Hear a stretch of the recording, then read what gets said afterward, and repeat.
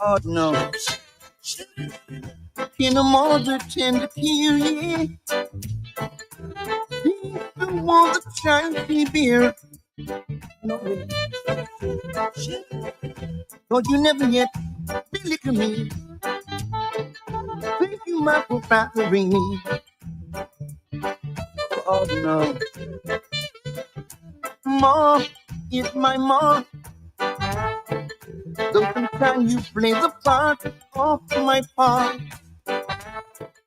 Taught me a lot about pride and dignity, yeah. Thank you, my for fathering me.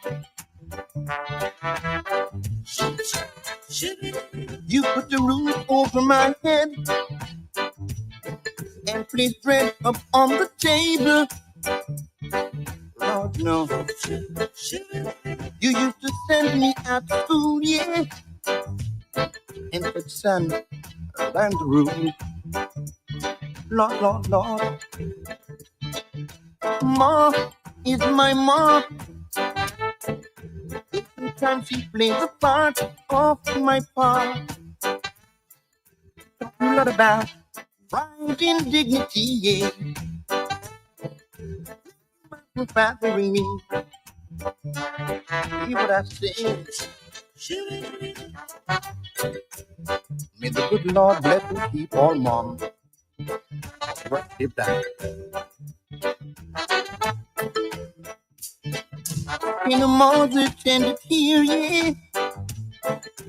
She's the one the child she bear. For she never yet been licking me. Thank you, my for fathering me. Lord, Lord, Lord. Ma is my mom. She plays the part of my part. Talking a lot about right and dignity, yeah. My for fathering me. Maximum respect. From the day I was skipped from her room, yeah. She gave me love and care that could never do. We live it,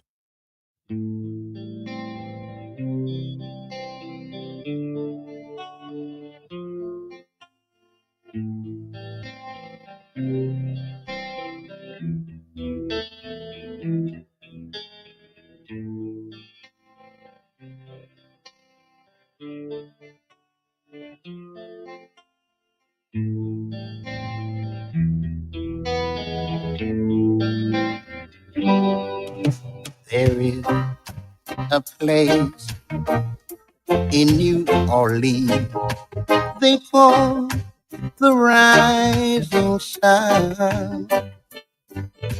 It's been the ruin of many a poor man, and Lord knows I'm one.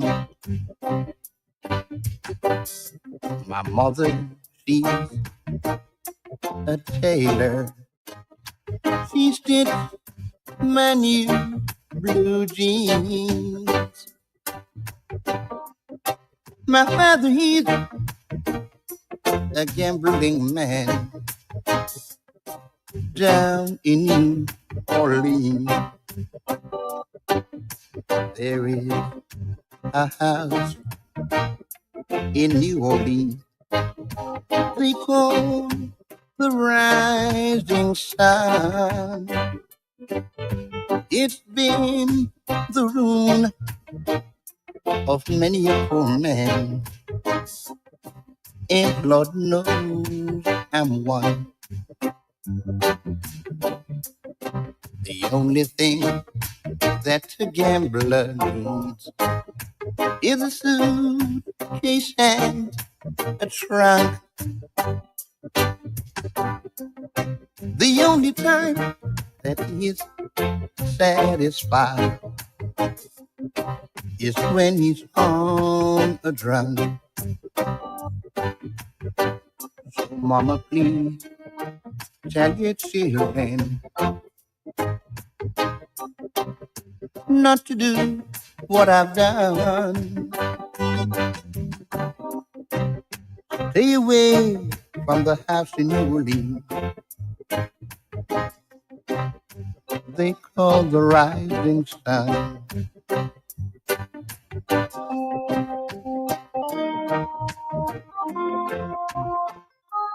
Tell them to me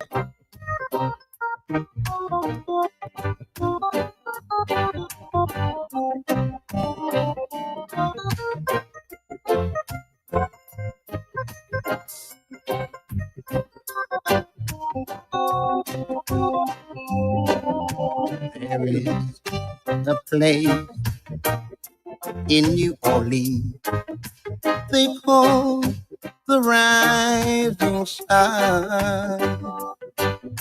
It's been the ruin of many a poor man, and Lord knows I'm one. My mother, she's a tailor. She's too many blue jeans. My father, he's a gambling man down in New Orleans. There is a place in New Orleans they call the rising sun. So, mama, tell your children, please stay away from the place they call the rising sun.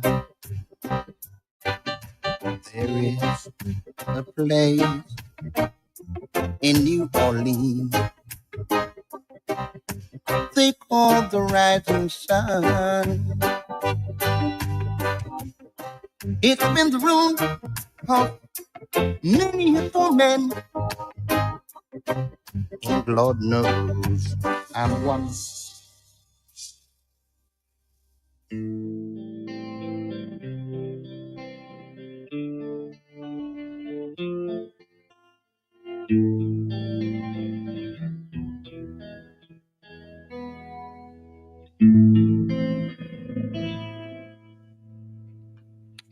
Welcome, welcome, welcome to the Blacknificent show here on the galaxy of Fui.net.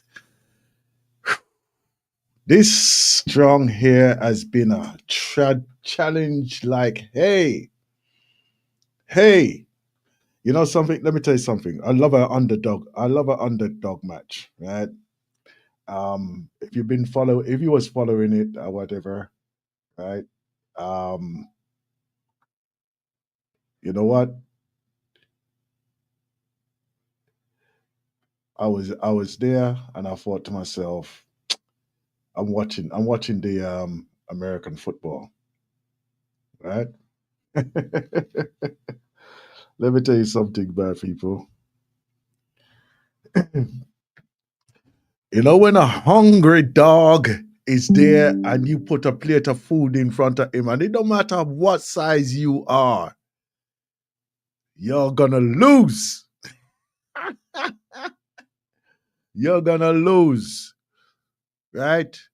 It could be a little half-sized dog against a big lion, and you're going to lose, right? Substantially, substantially. Let me. I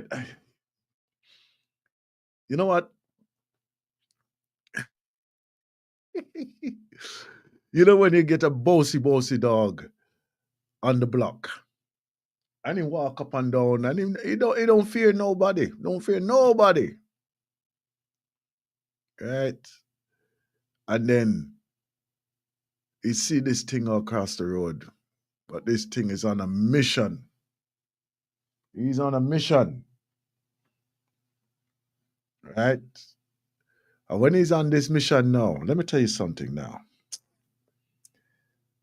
These people better stay out his way, you know. Right? Them other dog, they better stay out his way. On a mission, you know. No matter what them a bark and say, what them a do or whatever, they could even stand in his way. He's still moving and he now misses beat. That is the game that I saw. That's the game that I saw. Right? And even in the victory, it wasn't a case of like, yes, we won. It was the mission had been completed. The mission had been completed. Whoa, really set me up. It really set me up for this strong, Really set me up for this strong. Because I was thinking, how can we fail? We can't fail. There's no way that we can fail. Can we? We can't fail. We shouldn't even be categorizing ourselves in the failure element in any way whatsoever. Right? Let me take this.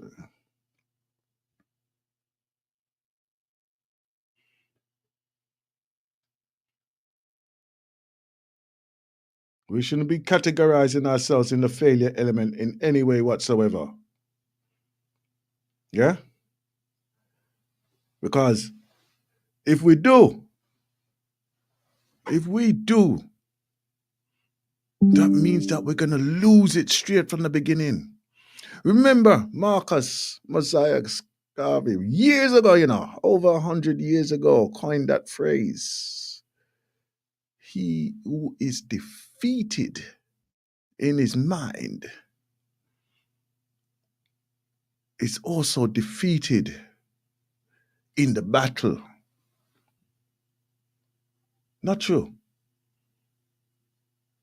I have to say that why it's not easy for all of us, but at the same time, there's a time when we just wake up and just think, you know what, we're going to be undefeated today. Nothing's going to stop us in our mission. And it's still, how do you grasp that now? How do you grasp that momentum? Keep going with that same veracity right through. Right through. The unbreakable, unshakable confidence of it can be done and it will be done and it must be done. Every piece of drop was put into that game there, sir. But boy, what a beautiful thing. Anyhow, congratulations, Philadelphia. Congratulations. Grand Rising is my beautiful sister. How you doing up there, sir? In a, Grand Rising. in a your warm up onesie. It isn't that, but it is warm. Exactly. It's warm. Exactly. And then me half a Tuesday down Well, here. I can see that. I can see that. Right, family. There's our sister Sandra, who's coming into the room right there with us. I'm hoping that she'll be able to stay with us throughout the program today, because said that she's a busy woman, up and down doing her thing up there. We're enlighten the listeners to where they're right now. Oh, I'm currently in Birmingham. Birmingham. Yeah. Or Birmingham, or however you want to put it now. Yeah. Okay then. So and the family's good and everybody's good up there. Everyone's brilliant. Yeah. Yeah. Yeah. I'm still waiting to tear some of that cake up there still. But I know all you long belly people up there go on.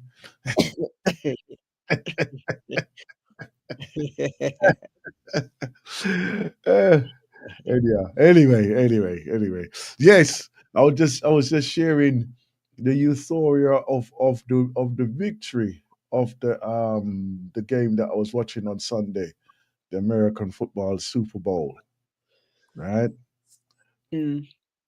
And it was like even before the game, everybody was anticipating the victory of the Kansas City Chiefs. Mm. Yeah? And even if they were looking at the Kansas City Chiefs to be the winners on there, right? They, when somebody come out and you just see there's something about them, but they're just not with it, you know. Like they were a bit subdued as such. So I'm not sure whether or not subdued was. I don't think subdued is the word that I would use, because I know when I was watching it, it was more a case of I'm not allowing you to dictate what Mm, I'm gonna do today and mm, my word for today's success. yeah, So yeah, regardless of what you were coming with, where you were coming, mm, I was always one step ahead of you. mm, mm, My desire to make it happen was greater than your desire mm, your mm. desire to stop me wasn't in we were in different countries. Yeah, yeah, It wasn't yeah. happening. Very much so. Very But much. it shows what one can do when one has the desire to Mm, succeed. mhm, You're mhm. not listening to the hype. You're not listening to the, "Oh, well, they've done it What twice before." You're not exactly? listening to all the, "This one's got the mental capacity Mm, because they've, done it before." mhm, You're not listening to any of that. What you're doing is you're focused on self, and you're focused on what you wish to mm, succeed and mm, achieve. mm, mm. I'm not going to run out and go and buy a Philadelphia shirt though, but still, you know, it was a very very good performance, I thought. And as I say, even in the victory, it was kind of like they were still in the euphoria of just playing it. if they had another quarter to play, they would be all up for playing another quarter. Yeah, yeah. It was, yeah, they were in their moment. Yeah, yeah. They weren't allowing anybody to, change, dampen, or anything. Mm, Was mm, It's almost like it's my time. yeah, yeah. So That's it why was I I, really, I, I had to admit that when I saw them, like they say, the score was just getting longer and longer, and I thought, mm, whoa, mm, what's gonna happen here? Because like the last, I recall the last year when they were coming up to the last of the game, it was touch and go who was gonna actually win. yeah. So the last couple of years, it has been it's within a touchdown. As long as it's within 1 point of a touchdown, then it can be anybody's, because it just becomes a misthrow, it becomes an interception, it becomes a sacking, it becomes a whatever. But they never gave their opposition a chance, and that Mm, comes down to their belief in themselves. Like I said, they didn't listen to the hype. They used no. to this song back in the day, "Don't believe the hype." They Mm, didn't listen to the hype. mm, They were focused on what they wanted to achieve, mm, how they were gonna achieve it, and they moved from there. mm, mm. Definitely, definitely. Well, Eddie, as I say, congratulations to the Philadelphia Mm, for their victory on that day. mhm, And I'm just taking away the fact that the performance was inspirational in the sense of that all that they portrayed in that moment, right, was not lost. It was not lost, mm, even on somebody who probably doesn't follow football, but they were watching, mm, you mm, know, mm, mm, and the momentum of the victory was fantastic, man. It's fantastic. Yeah. mm, And I hope that the nation or those who are actually viewing it got the same euphoria that I did. Obviously, those ones who lost, but but anyhow, Mm. but yeah, that was a really good performance there, man. That was a very, very, very good performance. But Also, there's also relating to that. Also, sorry, go ahead, sorry. there's something in the losing, as in Yeah. how do they lose? Mm, What's their mindset now? hmm Because there's some learning to be had in relation to you not achieving your goal, but mm, what are you going to do in terms of falling forward, picking yourself up, dusting yourself down, mm, thinking about your next mission rather mm, than fall into a box and weep and bawl and holler. mm, What are they going to do? What will they come back with mm, next year? mm. I mean, to even get to those finals is an achievement anyway. Yeah, But but but that's not they weren't going there just to make up the numbers. No one goes to a final to make up the numbers. no, But the no. question I would ask is that exactly the same way that you have your winners who have a journey, Mm, those who lose also have a journey, and it's how do they manage their journey? exactly, exactly. There's also been this other thing that has been um highlighted was the mid or the halftime show as such, or entertainment, Mm, and the messages that was given out through that, right? Again, a takeaway from my perspective. mm, We we as black people within the westernized society have been cajoled and moved into positions of of playing a certain role. mhm, When we play those roles to such a level that they get insulted by it, insulted by it, and when I say they know who I'm talking about, mm, right? mm, When they get insulted by it, mm, right? All of a sudden, all of a sudden, it's so wrong that it's so right, but it's still wrong, right? mm, And they still haven't addressed any of the issues. That young boy there, right? And mm, I see that he was a short man too, mm, irrespective of that. But he put down. I'm not going to just say him because it's a teamwork. It's a teamwork, right? mm, That team put together a a a simplistic but effective mm, presentation, right? mm, And if you're not even interested in hip hop or whatever in any way whatsoever, again, just for the performance itself and the presentation for all of those participants in there, mm, right? It was on point.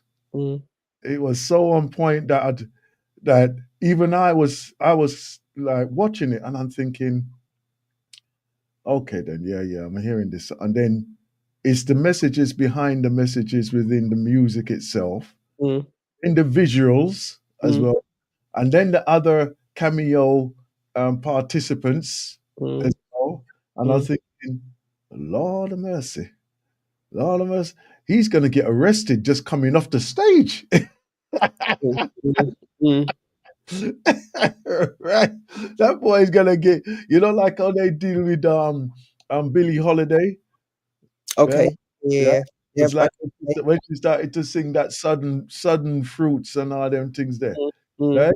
mm, Or sudden trees got strange fruit, mm, right? mm, Right? They would arrest her backside and mm, actually come off the stage, mm, right? And they did imprison her, mm. right? Yeah. But Yeah. Yeah. the things that he was highlighting right there, so Mm, right, and in this poignant time of how the social structure is actually there in America, mm, right? mm, Well, wow. This boy is putting his head above the parapet for this one. Mhm. But you know what? Again, right? We need to be strong because I played earlier. Um, um, what's her name again? Is it Lee Hamer? Amy Lou Hamer? Oh, I don't. Fa- Yeah, Fanny Lou Hamer. yeah, yeah, Right? yeah. It was a documentary that I was watching and reviewing Mm, a few days ago, right? mm, mm, And the struggles that all those people just went through as well, mm, put in their head, and all they wanted to do was was to vote, to put mm, themselves in a position that they could vote, and yet they were being ordered, no, you can't, you shouldn't do this and everything. Not that they can't, but mm, you don't want to be doing this and things, mm, because obviously they saw that if all these people actually banded together, came together, right? And I emphasize to the listeners, come together, right? How powerful that they could actually be, mm, right? As a force. And that's what they did. They did their intimidation, mm, right? By literally beating them.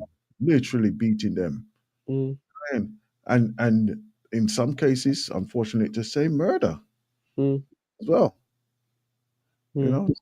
So mm, in that way there, I'm just saying, boy, look at this.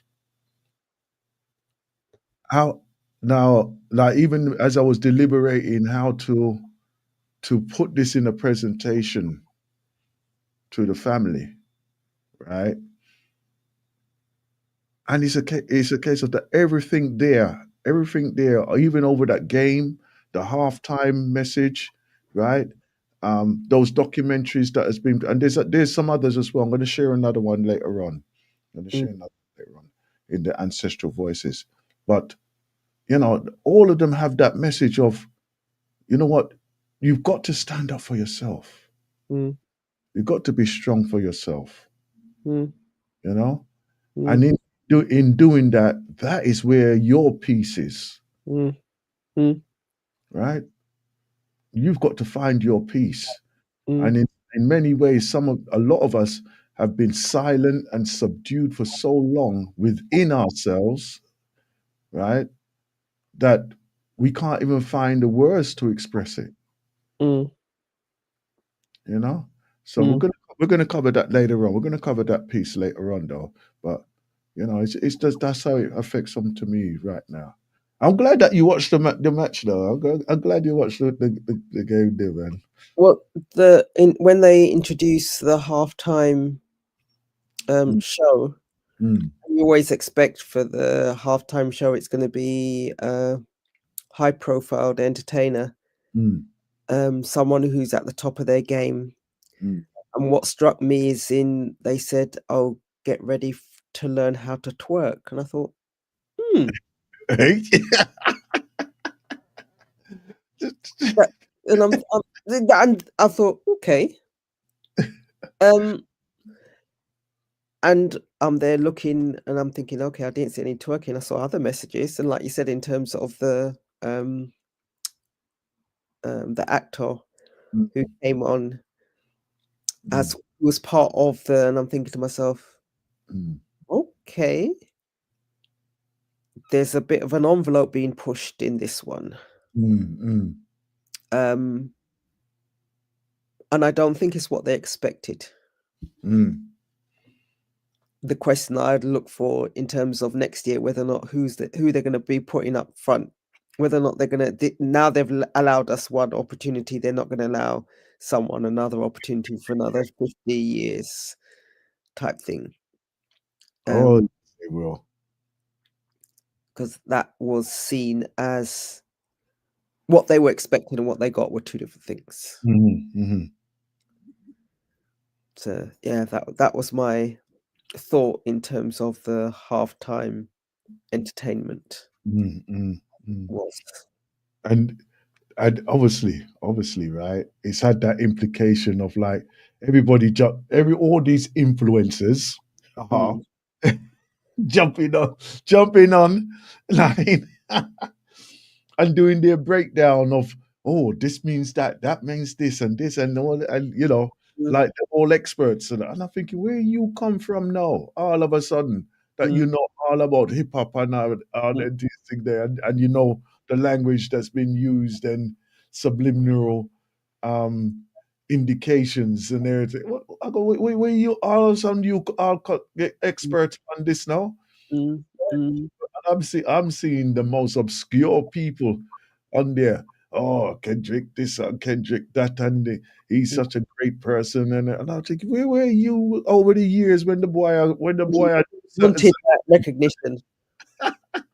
Mm, ah, oh boy, I tell you, it's been fun just watching some of these things, mm, and then and I think to myself, all right then, because what's his name, first president to actually be there at the Super Bowl, which I'm surprised, really. I'm What surprised. their current president is the first one to be there. Yeah, go to the Super Bowl. Okay, okay. No, because I saw when they came out again, there was mixed messages in relation to that. But I Mm, thought that was something that all presidents, a bit like the FA Cup or some other yeah, uh, competitions, Rugby World Cup, you'd get the president of the said country I going mean, there. I know that they go to the World Series, Mm, right, in mm, baseball, mm, right. So mm. Okay, I didn't realize that. yeah, but like even for that, But and he's I'm, divisive anyway, so huh? he's divisive, so he could have gone there for another reason. Of course, come on now, obviously. You think he's going there to get votes? Well, he's already got that. Exactly, exactly. So I just think to myself, this man here, right? If he's there and he's seeing and watching this entertainment, right? Which I Mm, hope he did. I hope he did. mm, Right? It's kind of like are you seeing me now? mm, mm. Right? But then again, knowing him, it probably went over his head anyhow. He just make up his own version of it all anyway. Well, well, I would say he's likely to have made up his own version, but he's also would act as if to say, "I hear what you're saying, but I'm the one with the power. Yeah. Oh yeah. Oh So yeah. I can prove it." It's almost like, well, yeah, I hear what you're saying, but Mm, yeah, I'm the one that they listen to mhm, 24 mm. or 23/7. At the same, right. We'll go a few minutes before the midday meditation. And another thing that has come up, right? Whether it affects you or not, right? The Caribbean elections as well, because they're ramping this up. They're Well, they've ramping. got to, because they've got to a point whereby we can only delay so far. Mhm. COVID was an excuse, and there was another excuse on top of the other excuse. So it's going to happen, and it definitely will happen. And Could they're making all the right noises to make it happen. could you confirm if you do know, right? Mm, PJ Patterson is putting himself back in the arena. I believe so. Yep. I don't believe that there are any. So it's the same two politicians representing the said same parties. Mm, So yeah, he's putting himself back in the arena. There, mm, and as far as I could gather, there wasn't his second in command isn't necessarily. I'm just thinking who they are. mm, So there isn't anyone, but there isn't anyone. The question is whether or not he'll win again. mm. Technically, shouldn't, because cyclically, He's had 3 terms already, hasn't he? yeah. So normally when it's like that, people do make changes to get Mm, the other party in order to see if they can even it out for their 3 years or 2 years or whatever. But yeah, there's lots to be said for politics in Jamaica. mm, mm, mm. Because I'm wondering if they just brought him in to just do a separation of the voting. You said PJ Patterson. Yeah, No, I don't think PJ the previous prime minister. is Prime Minister. Mm. No, he's not. I'm thinking Andrew Holness. No, Andrew Hosen it. Oh yeah, I think he's put his thing in again. Yeah, he's put his hat in the ring. So it's either going to be him or the other name will come to me.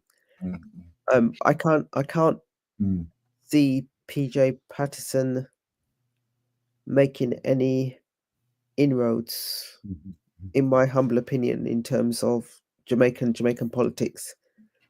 Also, Mhm. have they made a new district in Jamaica near Portland? No, districts are hard to come by. It's a bit like counties and or within the UK, the same type of thing. They will look to say or cities, counties or cities. So as far as I know, and even just having a conversation, because we were speaking about Portmore. Portmore, sorry, Portmore, yeah, Portmore. Yeah. So in order for that to happen, so that's been an ongoing conversation, but I didn't realize you had to jump through as many hoops in order to make it happen. When I say as many hoops, there needs to be a national stadium or some form of large stadium in the vicinity. So there's like 2 or 3 things that need to be in place in order for it to be classed as or constituted as constituted in that way. And I think one thing they don't have, they have like 2 of the 3, and the one thing they don't have is a large stadium. Okay. Large facility. So I'm thinking about the national arena. I'm sure some Chinaman will come and say, "Oh, I'll build that for you." Well, they've got the land. They do have the land. So Yeah. the other thing they need is to have the road and the infrastructure. So they've not yet got that, but there are things that are happening in order to make that happen. But there's because they've got road wise, it's almost like at one point there's one road in and one road out. Can't work if you want to really be a class in that way. But yeah, the thing that will trip them up is having that stadium. And to be fair, if they had the stadium, in my humble opinion, again, what would they do with it? It becomes a white elephant because They haven't got the population to really justify it, have they? well, there's got cricket-wise, Jamaican sporting team, cricket team isn't necessarily pulling up roses at the moment, so no one's not necessarily going to watch them. They're not then doing the annual cricket tournaments whereby Jamaica is one of the ones on the map that all the other islands will come and visit. Jamaica hasn't been on the map for, I think, the last prior to COVID. 30 years. Yeah. Yeah. And then in terms of the football, they're not pulling up daisies in relation to football. So who would play there that will bring in the numbers, which will also bring in the I think the most popular thing at the moment, which is a revenue, is athletics. Yeah, but they've already got the national arena. Yeah. Why would you build something else that doesn't have the good infrastructure road-wise in order to get to easily? It's only going to be an upgrade of the previous place, isn't it? Yeah, but then why, if you're spending a whole load of money and that will cost a whole load of money which you don't have, which means you carrying in your investors, which means you needing to carry in another conversation with your Chinese investors and or others. But either way, it's not going to benefit the people because it's going to be empty. There's no reason or need for it to be. It's going to be empty, and that then becomes okay. So you built a really nice stadium, but no one's not using it. And then once you've built it, and you look at it, you think to yourself, "Couldn't someone cut the grass? Something simple, so." and someone cut the grass. No one will. It just if you're not using it. And I looked at the stadium that they built in Falmouth for the World Cup, the Cricket World Cup in 19 whatever. I don't know if it was before or after COVID. But that is now an empty, and I'm looking at it and thinking, and I spoke to someone who lives in the area and I said, so what, does anything happen there? Oh, ships come in at Falmouth, but nothing happens in that stadium. Like I said, they built it. And obviously that has been a controversy as well, because they're saying that and I saw one glimpse of a report again that obviously the local vendors are being upset because although there's been what do I call it, financial support in refurbishing the waterfront, but Mm, it's nothing to do with the local people, mm. and they obviously direct all the people who's on the boat to where they've done Yes, their refurbishment, yeah. and local people don't see none of it, Mm. none of the revenue. So I some of those bits I see and some of those bits I don't. Some bits I agree with and some bits I don't agree with. There needs to be that consultation that will always disenfranchise the locals rather than, or those who aren't on the named area. They will always be disenfranchised. I don't know how those conversations work and how you get to be part of the in crowd, for want of a better word. But it's where the money is spent, and Jamaica is perfectly poised with the amount of ships, because even when I was in Falmouth staying with my friend, and you can see the waterways and you can see on the horizon 2 or 3 ships out there, either passing, coming in, going, or whatever. So it has, and if it's passing, you're going to have to pay me a tax. If you're coming in, you're paying me a tax. If you're going out, you're paying me a tax. There's money to be had making use of that as a waterway. But again, I don't know how much of that money is coming into the coffers of the Jamaican people, or whether it's coming to the coffers of those who own the waterways. And by the time the money filters down to even the Jamaican government, it becomes pence rather than pounds, or cents rather than dollars. Yeah. I've I just going through some of the news and everything and all that. Mm. Trinidad Carnival, I'll go on there, so. Mm. Mm. Well, they will always, Trinidad will always do really well in terms of the promotions of their carnival. Mm. Yeah, I'm surprised. Well, then again, you know what? It's how they handle things as well, because I know coming up. Well, the next thing after that is like the St. Lucia Jazz Festival. Yeah, Yeah, yeah, I yeah. know that there's one in Jamaica as well. I Yeah, think it's Negril, isn't it? No, Negril. there's outside of your reggae festival, there's the jazz festival. Where is it? I can't remember which parish it is. But I know it's definitely not Portland. It's going to be either your Negril or your Montego Bay. Yeah, I think it's near Negril. So if you're building a stadium in order to host these events, it will sell out because they will fill them. But these events aren't always held in the traditional stadium environment. It's normally an outdoor environment that can be built and rebuilt based on what the event is. And like I said, the transport getting in is the thing which a lot of the promoters are now, it's all part of the package. Get this far, you can get a bus in or transport in, but you can't get that. They want to keep the roadways clear for everyday use rather than just those that are going to experience outdoor entertainment. Yeah, yeah. Because I know that the roads get jammed up very quickly, Yeah, and parking is limited and everything. All this type of parking's often non-existent, mm, and then everyone wants to just drop their car as close as possible, and there's mhm, only so much as close as possible to any venue, whether you're not in the UK, whether you're not in Jamaica or anywhere else.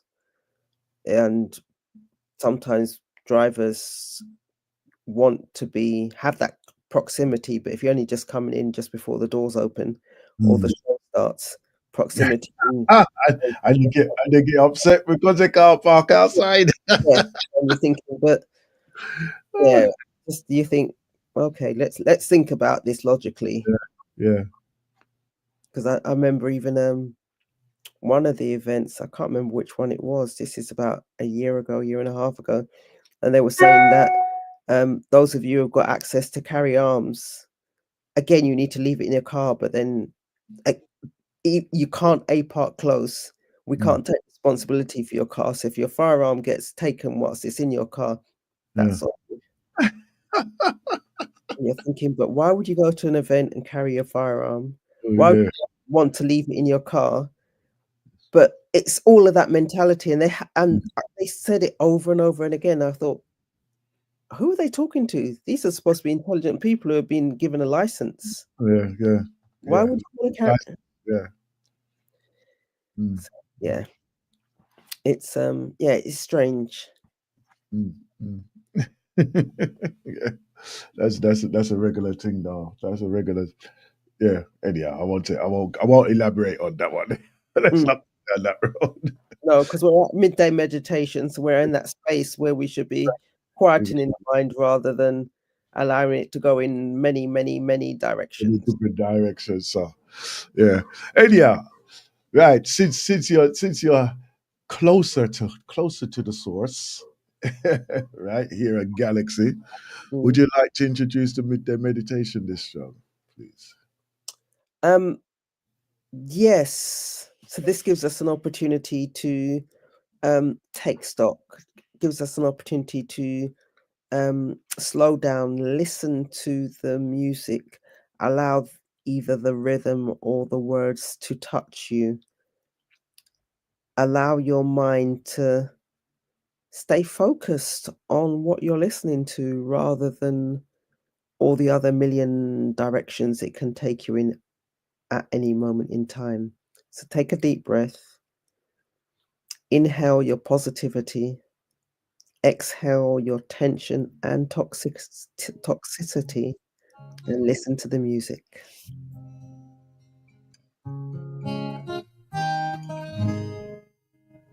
Every day I walk through my door and remember that I'm so poor.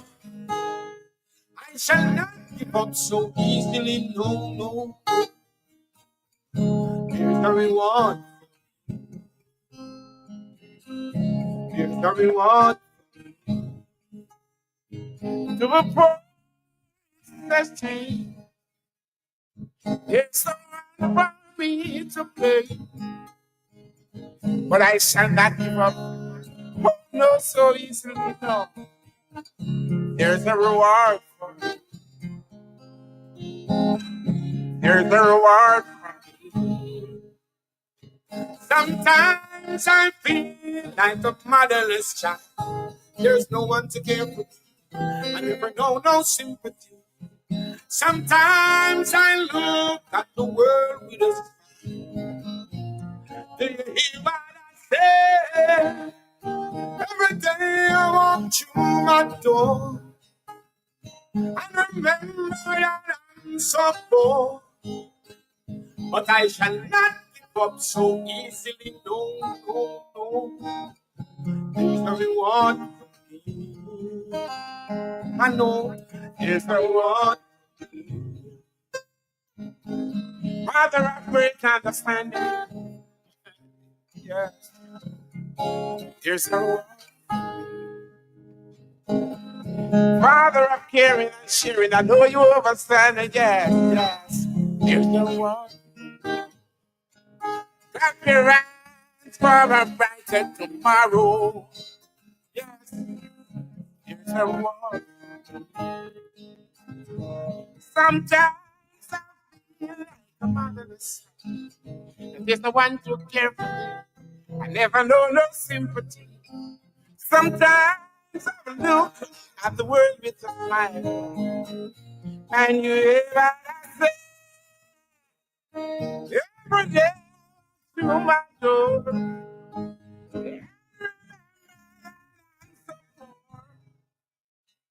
But I shall not give up. Oh, not so easily, no. There's a reward. There's a reward. Everybody sing. There's a reward. Clap your hands for a bright tomorrow. Clap your hands for a bright tomorrow. There's no reward. There's no one. Up your hands for a brighter tomorrow. Open up, reward. Open up. Mother of understanding, yes. There's no one. There's no one. Father of creation, there's no one. I know you understand, I know you know that there's no one. There's no one. Yes, yes, yes, there's no one. Oh, no, no.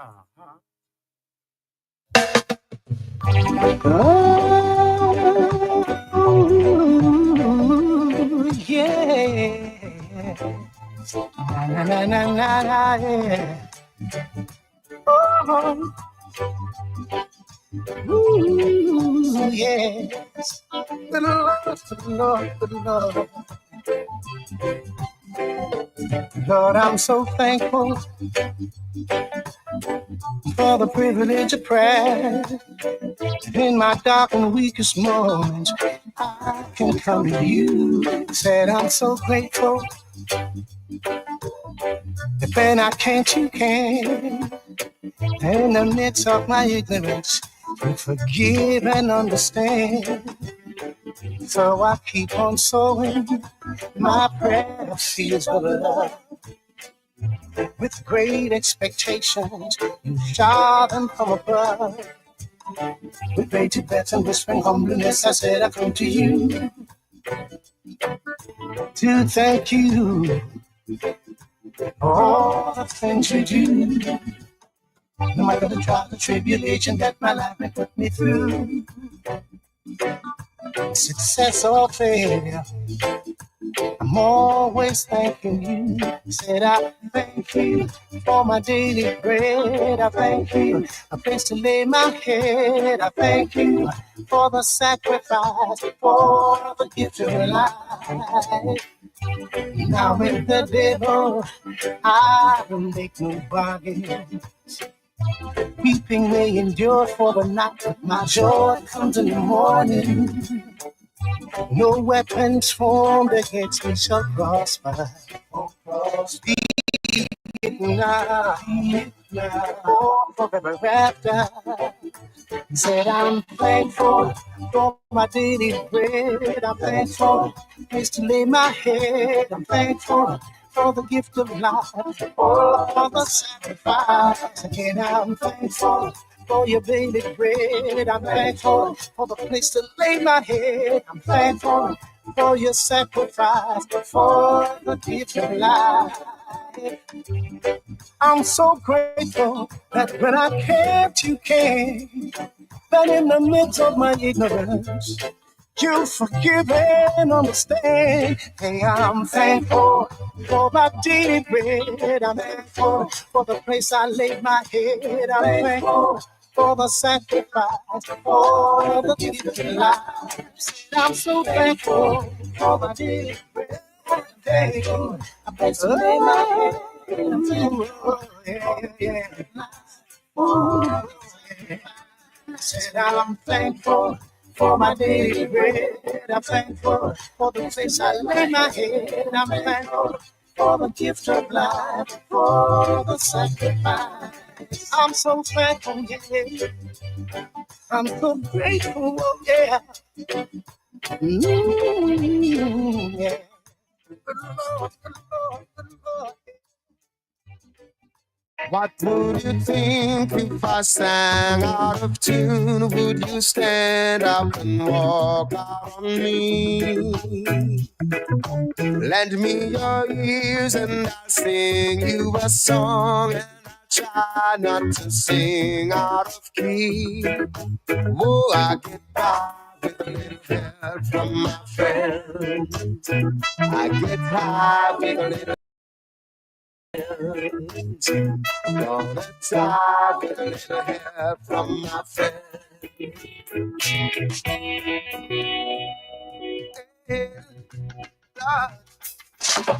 What do I do when my love is away? Does it worry you to be alone? Be alone. How do I feel by the end of the day? Are you sad because you're on your own?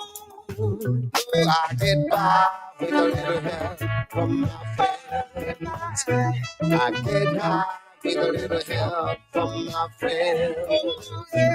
Gonna try with a little help from my friends. Do you need anybody? I need somebody to love.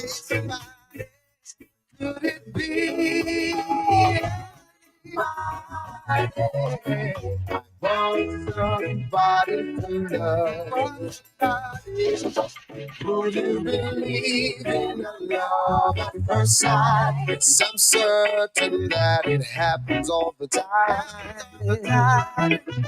What do you see when you turn on the light? I can't tell you, but I know it's mine. Oh, I get by with a little help from my friends. I get high with a little help from my friends. Gonna try with a little help from my friends. Do you need anybody? I just need somebody to love. Could it be anybody? I want somebody to know. Yeah. I get by with a little help from my friends. I gotta try with help from my friends. I get high with a little help from my friends. Yes, I get by with a little help from my friends. From my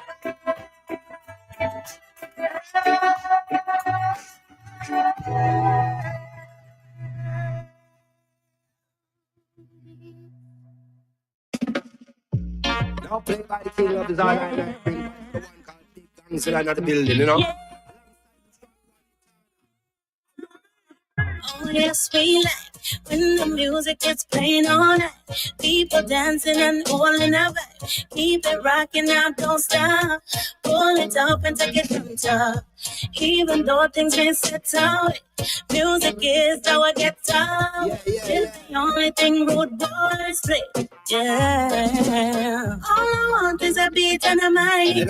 All I want is a spiff and a light. Jerk man and tweet, everything looks sweet. Music a beat, everybody touch street. I miss a turn up the sound. Temperature up and it a burn up the crowd. Yeah, I miss a turn up the sound. Bass it a rockle and a shake up the ground. I miss a turn up the sound. Temperature up and it a burn up the crowd. Yeah, I miss a turn up the sound. Bass it a rockle, step it turn it up loud. Increase the decibels, keep me feeling very well. Reggae music and hustling run parallel. Marijuana, grab a leaf and whistle as them up a cell. Wriggle is a nice means to give you breath of it. like a smell cane man and coconut. Park up in the open lot, select up, pull up the sound and him a kill them with some bullshit that them let it go again and show them how the team's supposed to drop. The way the place a shell, you would have think the video Photoshop. Every pattern banana, woman and them man a rock. Things a eat and what's it not, light as an etc. Junior gang the veteran, me there you feeling better. Rhythm we a listen, got me higher than a nebula. Hip hop every now and then, reggae on a regular. Love it when the genres blend, music just in general. No matter your preference, anywhere you are. From them little drum and bass, a friend the two of them apart. It's like reggae. Hits me like a drum, and it's like reggae. When you play the chords in strong, oh my sweet reggae. Don't you know you're the one in my book, and everybody's got to know.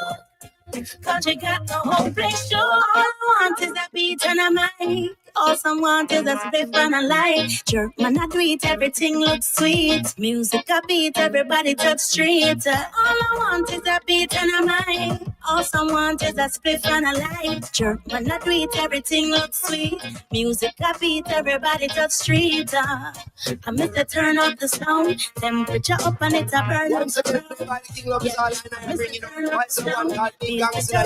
Shake up the ground. Like the strong one in Ghana. Yes, indeed. It's a burn up the crowd. Yeah, I must have turn up the sound. Be a satirical stuff, it's on it up loud. I must have turn up the sound. Temperature up and it's a burn up the crowd. Yeah, I must have turn up the sound. Be a satirical and I shake up the ground. Yeah, I must have turn up the sound. Temperature up and it's a burn up the crowd. Yeah, I must have turn up the sound. Be a satirical stuff, it's on it up loud. Oh, Kisco, you made this one? Yeah, yeah, baby, baby girl. Our love every day is getting stronger. Never give up on our visions, hold tight like there's no other. All our choice brings us happiness and splendor. With so much love, there's no retreat or surrender. More than treasures, we were destined for each other. Many are called, I am chosen for this pleasure. With love in every language. Isn't this amazing? Love in every language. Love in every language. Isn't this tremendous? Love in every language. Keep the purest of thoughts in mind when we talk. It's like the sun comes tumbling down on the dark. Oh, such a love journey, a mystical road we walk. Such a love history that leave all readers to talk. She pressed my clothes, she washed my locks, and keep my thoughts fresh. Knowledge 100%, she's so close to perfect. With love in every language. Isn't this amazing? Love in every language. Love in every language. Isn't this tremendous? Love in every language. Our love every day is getting stronger. Never give up on our visions, hold tight like there's no other. All our choice brings us happiness and splendor. With so much love, there's no retreat.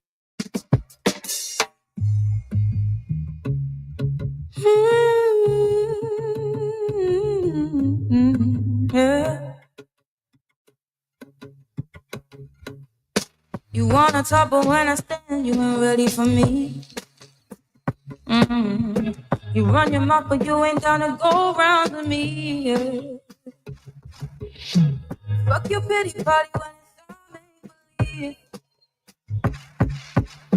Sit yourself back down, don't you kiss your teeth. It's all love till there's no love. You don't got what you need. It's all love till there's no love. Move yourself for me. Don't take it personal. I won't take shit from you. Don't take it personal. I won't.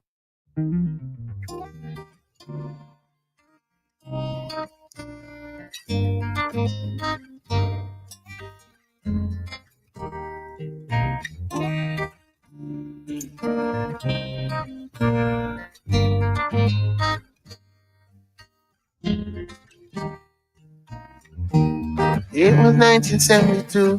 My mom and papa brought me through. Back then I was the favorite, so they say. Even though he was way before his time, I knew every nest of Marley line. You know that Peter Dutch was fly. Them diamond socks and corduroy. Fast forward to 1981.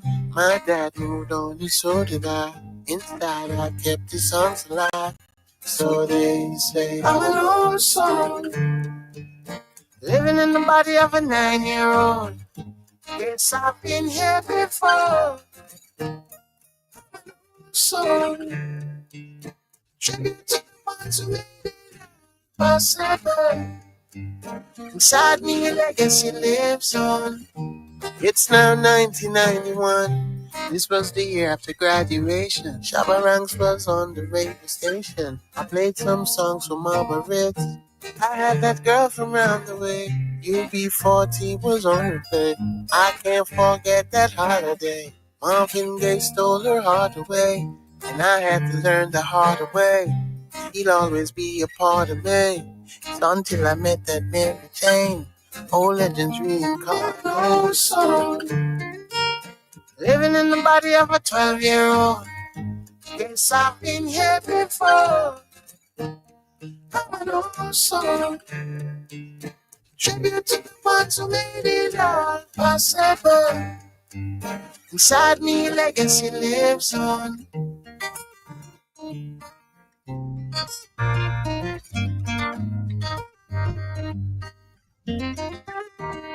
I'm an old soul, living in the body of a 12-year-old. Yes, I've been here before. Yes, I've been here before. I'm an old soul, tribute to the ones who made it all possible. Inside me, legacy lives on. I'm an old soul, living in the body of a 12-year-old. Yes, I've been here before. I'm an old soul, tribute to the ones who made it all possible. Inside me, legacy lives on.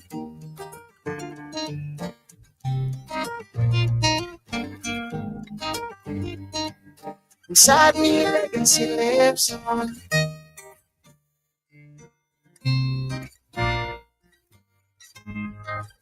You're in tune to the midday meditation here on the Blacknificent Show, here on the galaxyoftheweed.net. Uma Mais, please. Uma Mais. One more.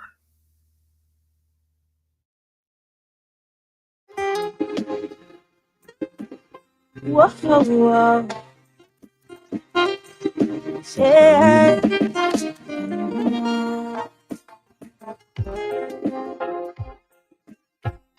Life is a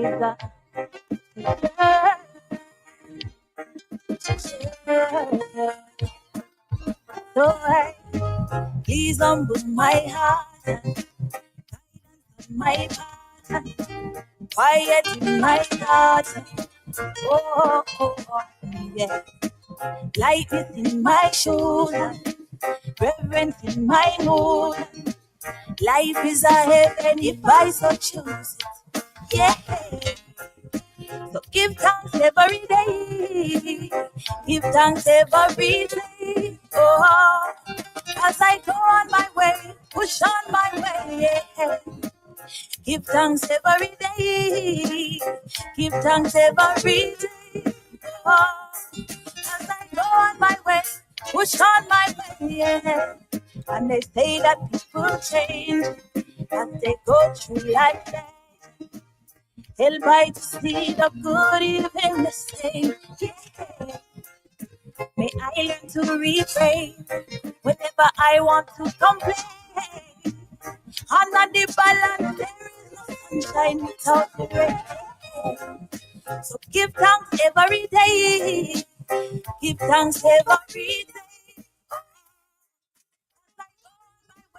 Push on my way. I give thanks every day. Give thanks every day. Oh, as I go on my way. And when I'm inside these four walls, troubles weighing me down hard, I choose to forget that life is perfect. Oh, how could there be mistakes if I live from the pain? Life is solid that which I create. Yeah. I give thanks every day. I give thanks every day. As I go on my way, push on my way. Yeah. I give thanks every day. Give thanks every day.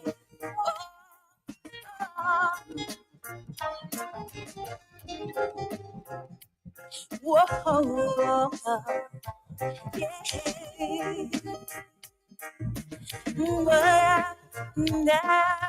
yeah.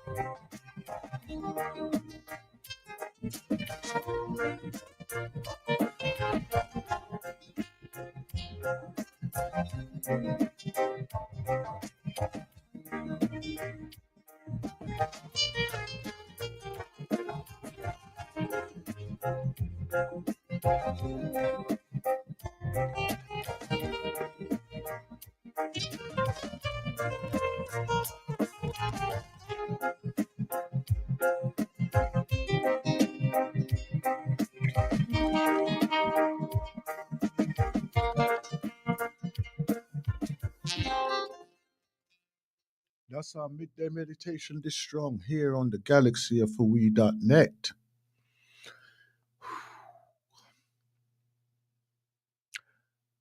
Next segment, the ancestral voices. This one here, I want us to give it some deep thought. Not only the deep thoughts, but let's be in the listening. Be in the listening. And for those who want to, you can join us on the YouTube or the Facebook on the Blacknificent Radio Show on there. And you'll be able to view what we are actually having right here now. This strong, I want us to really take in the message and be in the listening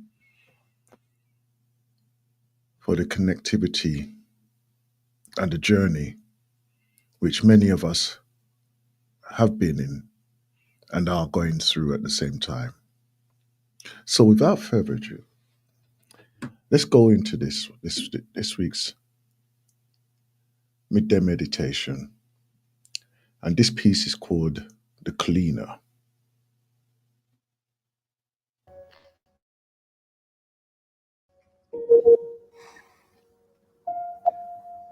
Not to sound cliche, but you know these sessions would go a lot quicker. Imagine how much quicker they'd go if I didn't have to come. So why do you come? My mom thinks I'm special, which is just another way of saying I'm crazy. I'm sure she just wants to understand you better and help you understand yourself better. That would require her to actually talk to me, but instead I have to come here and talk to you. And how does that make you feel? It makes me feel like all this money she's wasting paying you could be saved if we just cut out the middleman, you, and she actually took the time to stop and listen to me No thanks. None taken. This is a good start. Just wish we'd started earlier.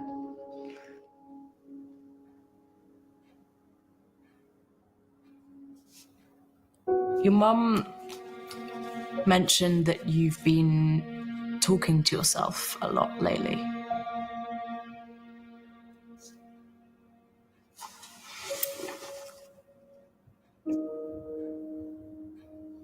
She's been worried and thinks it's really out of character.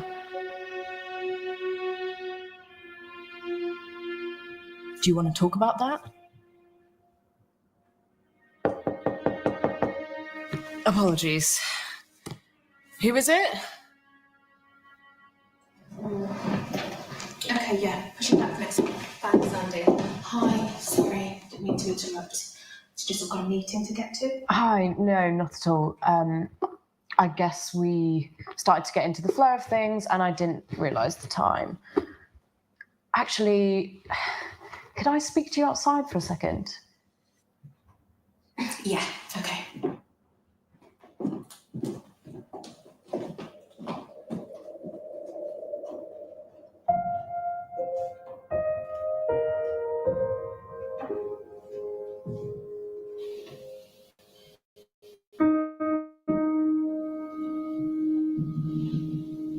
Do you like your job? You like therapy? I've never seen you here before. Well, I've seen you before, but you've just never noticed me. What, are you a stalker? I'm just a cleaner. Huh. Never would have guessed. You never answered my question. You never answered mine. Well, no, I don't like therapy, but I have to come because my mum forces me to. So, if you don't like therapy, why don't you just stop coming then? It's not that simple. I recently came out of hospital.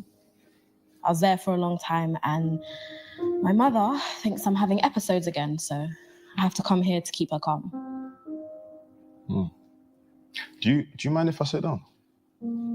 I mean, sure, but when you get in trouble if she comes back and you're just sat there. Don't worry, she won't even notice I'm here. So, where do we start? What do you mean? You seem to have a lot on your mind. Oh, really? And what gave that away then? The box of tissues or the bags under my eyes? I'm talking more about the fact that you're sitting in that chair and I'm sitting in this one. You know, people tend to open up to people who seem invisible.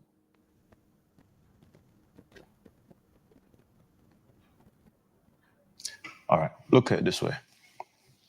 You get to open up and offload to a cleaner who's not gonna judge you, psychoanalyze you, or reveal your secrets to your mother. I mean, what's the worst that could happen? Fair point. Talking never helps. Yeah, sometimes it's not really about talking to hear something new, but just to find someone who listens. Oh, really? And you're the expert listener, are you? Oh, you could say that. I'm also the helper as well. Oh, yeah? You think you can do a better job than my therapist? Why don't you help me then, Mr. Helper? All right, Joy. Stop me if this sounds familiar.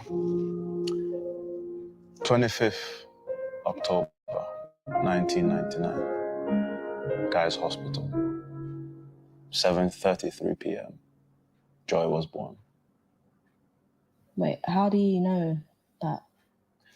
How about the necklace you're wearing? 7th August, 2021, University of Leicester. Your graduation ceremony, where your mother surprised you with that precious gift. And you've not stopped wearing it since that time. That necklace was the most precious thing your mother has ever owned. And it was passed on to her by her mother before she passed on.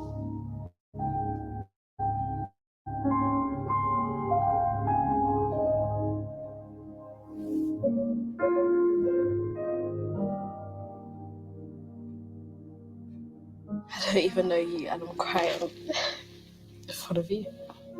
This isn't me at all. Some call me the comforter. I guess there's some truth to it.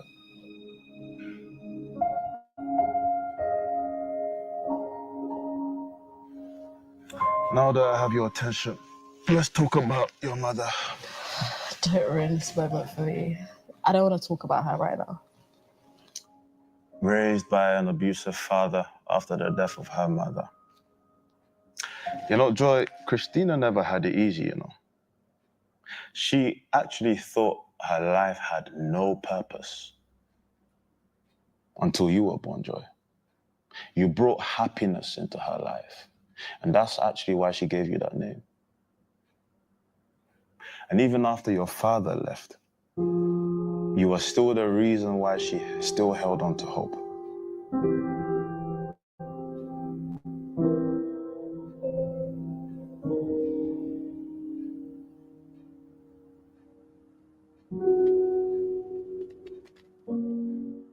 It may seem like she doesn't care or love you, but she loves you in the way that she knows best. Your mother, Christina, she brought you here so that you could fix this relationship. Help her help you. I guess I never really thought about it that way. I was so focused on myself, I didn't really think how she might be feeling. Isn't there a prescription you can write or something? I'm not strong enough to handle this anymore. Let me try speaking to her. I'll be right back. So, I'm not shocked it's got to this. Joy? Who are you speaking to? I was speaking to your cleaner. Please don't shout at him. I basically forced him to sit down after he left. Joy, I don't have a cleaner. What are you talking about? He sat over there. Wait, he was just...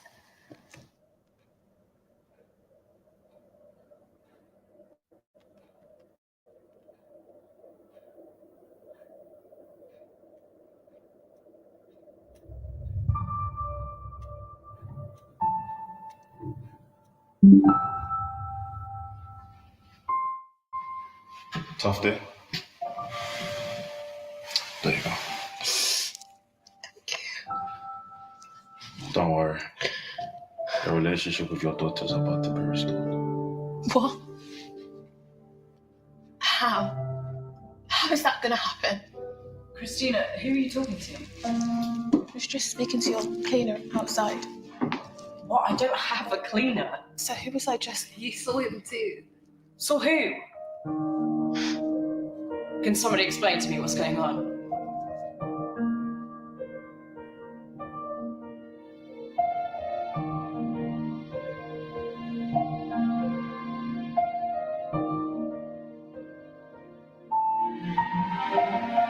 Hours become days, days become weeks, trying to clean up the things nobody wants to touch, see, nor smell. I'm the one expected to make heaven out of a living hell. That is what I do. Always around, but some can never tell. I guess I'm the one who can be here and there at the same time. They call me the cleaner, but I can never be fully defined. A few conclude I do nothing, but I really do all. Come back a week after just to see what you never saw. Names. I know mine. I wonder if you know yours. Janitor. Popularly known as the cleaner. Many names they call me around here. But who am I? I am the Holy Spirit.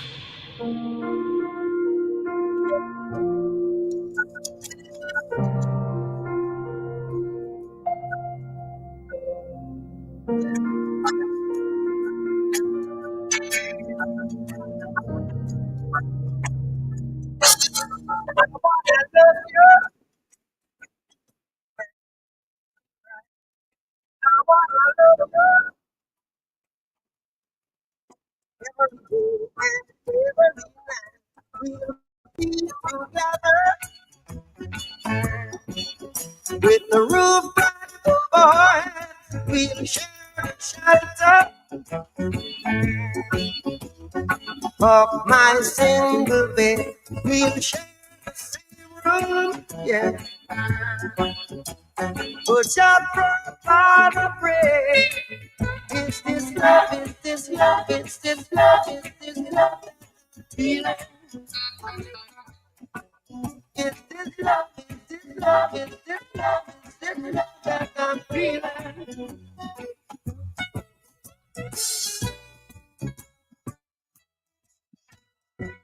I wanna know, wanna know, wanna know.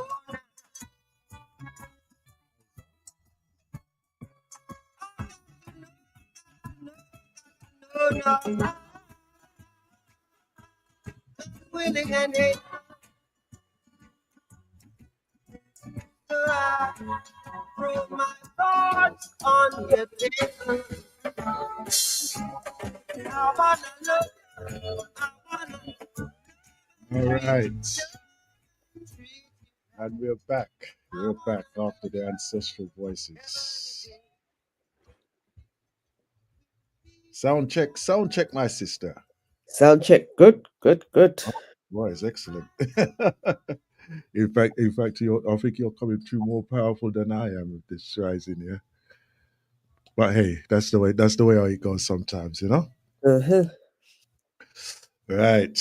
Let me take maybe I was in that mind thing at the time, but like when I saw this one here, I only saw it yesterday actually. I saw it yesterday. Mm, I thought that would be an interesting thing to talk around. mm, The distance that we have between us when we're trying to do our best, you know? mm, And then what is it the conversation from the other side, from the young person's side, mm, and how they perceive the parent or the guardian, mm, you know? mm, How do they see? And then like, it was kind of that yo-yo effect for myself in the sense of that how was I when I was a younger person as well, mm, you know? mm, And then like obviously, when you become that mature person that you're looking at for youngers, whether they be your children or not, mm, what is it that where is the connect, and how do we look out for that? Yeah. mm. Anyhow, what did you think of that piece of work, Senya? How did it affect I thought it was very interesting. you?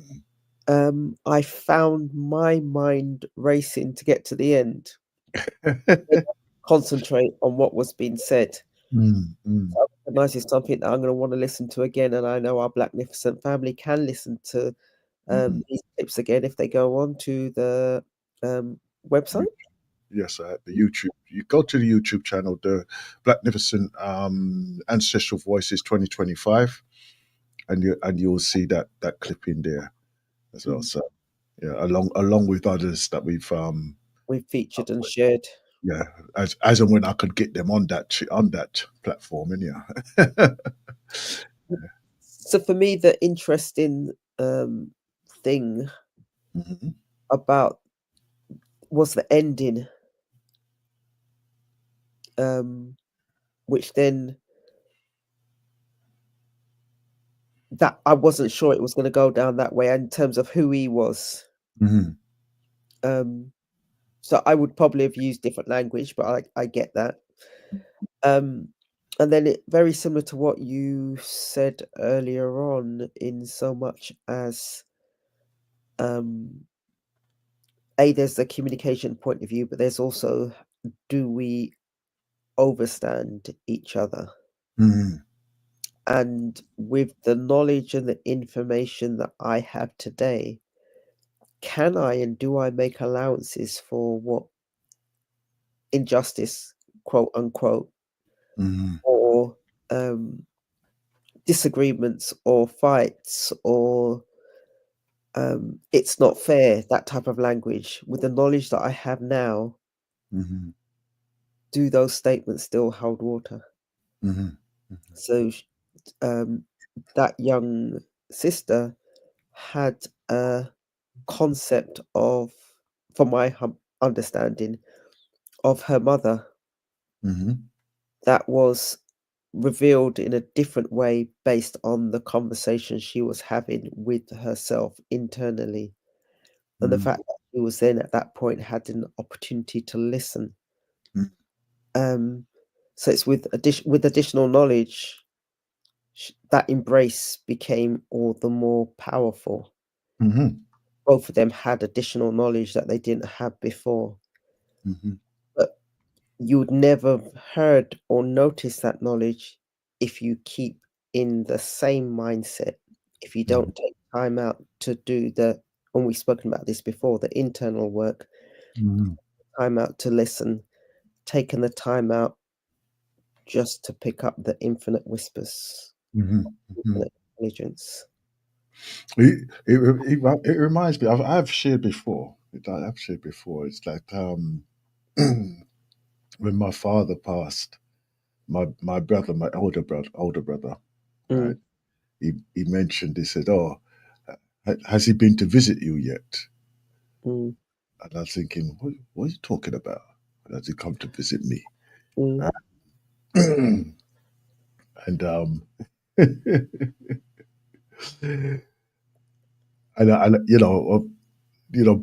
being in Jamaica, it never clicked at the time when he said it, but Mm. it was there. It was like a seed sown, you know. Mm. It wasn't nothing that I was overthinking it or anything like that, whatever. Mm. And at that time, I was very aware of like energies and different things and all this type of thing around Mm. us. Mm. So anyhow, I went to bed. I'm going to share some. Let me just give a warning now. I'm going to share a few things, but I'm not going to share everything. Okay. Mm-hmm. So you know how the house they come and they playing their dominoes and having their drink and everything like this. So after about day 3 now, I'm getting tired. So I said, "Child, let me go to bed early," you know. Mm. So walk down to the room with my where that's from my room down there. So step inside, I lie down, Mm. and I fall asleep straight away, right? Mm. And then well, I thought I had fell asleep, right? Mm. So as I'm sleeping now, I'm walking back down the same corridor, right? But there's a door. This is crazy. There's a door on the other side of the like as you walk down the passage, the Mm. the, the, the hallway. There's a different door there, right? Mm. And I see this door, and I walk past it, and then there's this man inside of it, and I said, "Weird. I know my father that." Mm. Right? So he said, come here, come here. I want to talk to you. I said, all right then. So I go into this other room now. I will sit down there. And he sat me down and he said, yeah, he says, so good to see you, good to see you. I go, yeah, I go, good to see you too. And he goes, I go, you're all right, though? And he goes, yeah, everything is all right, man. I'm good. I'm good. And then he said, so we had our little conversation and everything about this and that and whatever, right? And then he says, yeah, I wanted to send some message to them, to like my brother, his wife, and my elder brother. Mm. Right? Mm. So I said, okay then. Yeah. And I goes, well, tell me then. And he told me these things and everything. But within those messages, right, there was something that was unique Mm. that only him and them would know, Mm. right? so we chat for a little while longer, And then he said, "Well, look, I'm gonna make my way now, and I'll see you whenever I see you." And I thought, "Yeah, okay, then, cool, right?" So I get up and I walk through the door again, Mm. and I'll go to my room, lie down in the bed like I'm going to bed for the first time again, and fall asleep. And I said, "All right."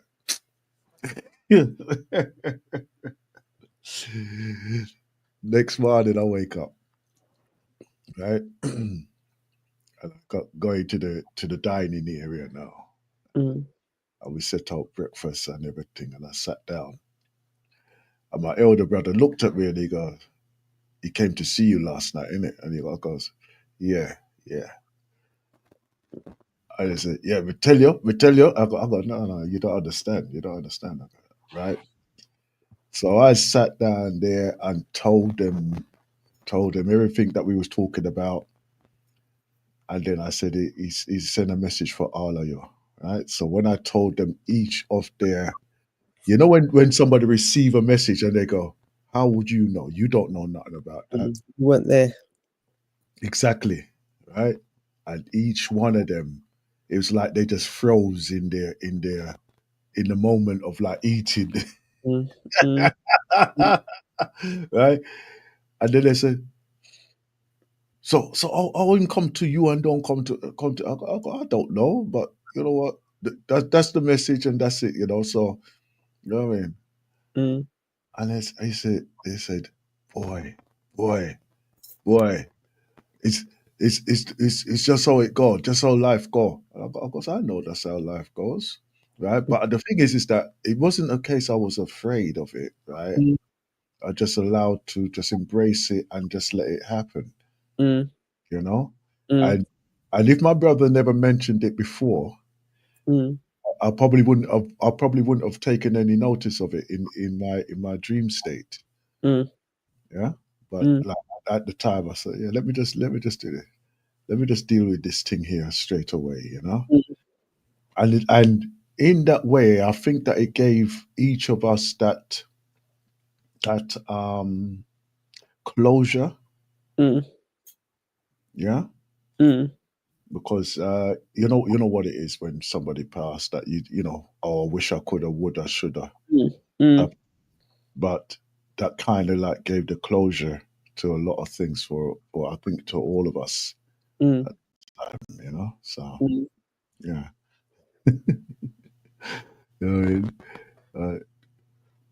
But again, it's with you can get the closure with the hindsight. Mm, So without that hindsight, that closure doesn't happen. But are you, and are we, and am I open to hearing the messages exactly. There that you go. young lady, the sister, Mm, who wasn't ready to hear the messages? She mm, needed silence, as in the therapist had done what she could do, was mm, able to do to set the scene. mm, As far as she could have taken that journey. mm, It was when the sister was in a open state or receiving state that she was able to see mm, and make sense of the cleaner, mm, infinite, almighty creator, mm, whatever you want to put the label on. But it was only when she was in that state, and it was only when her mother was in the state whereby it's what else can I do, mm, that she was prepared to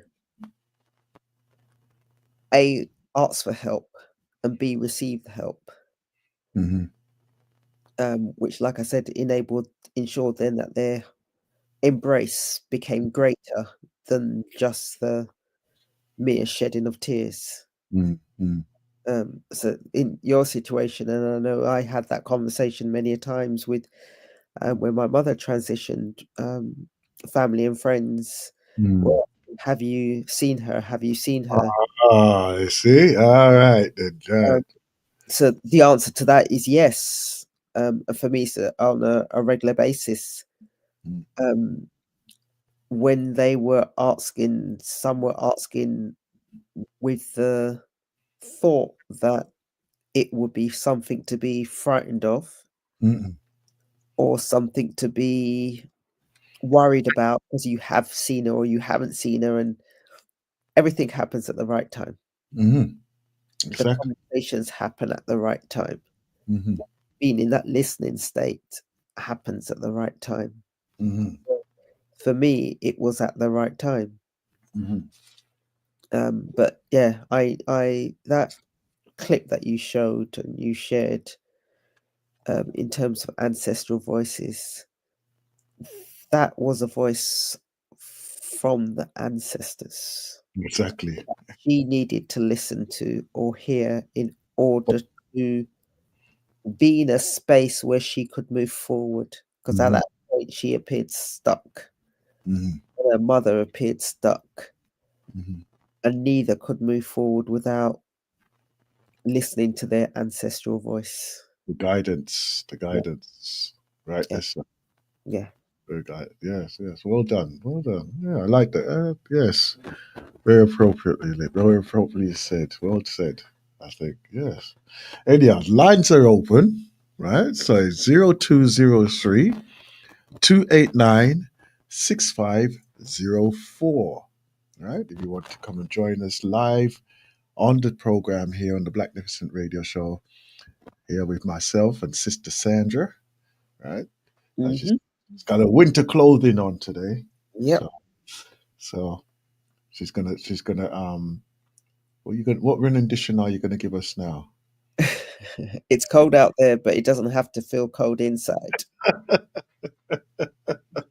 I tell you, ain't that the truth?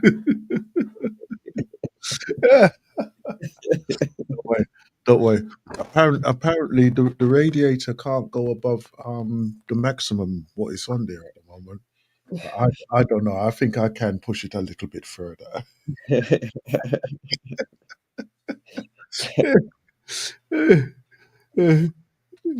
Well, it's that thought in terms of, and I was thinking yesterday when I was out, look up and you see the grey clouds. Oh, And it doesn't matter what time of day it is. If you're telling the time via the by looking up, you're going to get confused. You do need to have that implement called a watch, or just have and just be attuned to the environment. yeah. And someone sharing with me because she's currently in South Africa, and moving around and photographs, and all you can see is just the blue, the blue skies. skies, the vibrant blue skies, and it's their winter now. Yeah. And it just reminds me of Jamaica, just looking up and just seeing the blue sky. So you know that if it's raining, because there is a change, a physical change in the environment. You know if it's going to be a hot day because you can feel, you could see. But in the UK, we've got the grey. So the question is, what do you do with it? How do you manage it? How do you make the best of it? Part of that is knowing that it's not going to last forever. Yeah, well, we always live in hope. But you know that it's not going to last forever because the seasons will change. The question is, what are you doing now? And it goes back to our conversation last strong in terms of what are you doing now in order to prepare for the next season. Yep. Yeah, definitely. You have to be in preparation. I know that we've been talking about preparing our bodies and things like this by doing the detoxing or washout as we do, right, which is very, very vital. As it's in the second month now of the year. Before you know it, it's going to be quarter of the year through. So, and then as seasonal time comes, you're coming into the springtime as well. So everybody needs to be fit and healthy as best as what we can. So let's put in place something that we can actually benefit from. Definitely. By actually, even making a regular habit of doing some self how can I put it now? What's the word I'm looking for? Is it going to be self-care, self-love? Self-care. Yeah, self-care. Yeah, self-care and everything else, so that we can go into this summer with a rejuvenated self. Drink, Mm-hmm. drink some specific herbs, to Yeah. ease your body, right? Mm-hmm. You need some heart stuff. Let's drink some things for the heart, for Mm-hmm. the intestine, whatever, for the kidneys and everything. Get a good flush out. Yeah. Everything. And the thing is that when I say these things, it's not like an extreme thing, It's Mm. basically just to get rid of the stuff within yourself. I was reading up the other day about intermittent Mm. fast, right? So you could reduce your meals down to like one a day, Mm-hmm. right? I don't mean to do it consistently for one a day, right? Mm. But to just give your body a time to get rid of the excessive waste within your body, Mm. and ensure that like the food that you actually are making a choice on, that you be able to actually um, digest it properly, Mm. and at the same time to allow it to come out of your body in good time as well. So like even if you do like one meal a day, like twice a week or whatever, Mm. that would be sufficient. Mm. Um, increase your water intake if you're not a water guzzler. Mm. Right? Mm. And Mm. when I say increase your water, having some kind of like liquid intake. So it's liter and a half, Mm. think like this if you're not a regular drinker of water, Mm. and obviously exercise as well, which is Mm. very important. Mm. Stretch if you're not so mobile. Mm. Stretch, self massage as Mm. well, Mm. and if you can't reach those parts, get somebody else to do it for you, Mm. as right. Mm-hmm. Yeah, borrow the next door neighbor. Come do something for me. But make sure you give them back to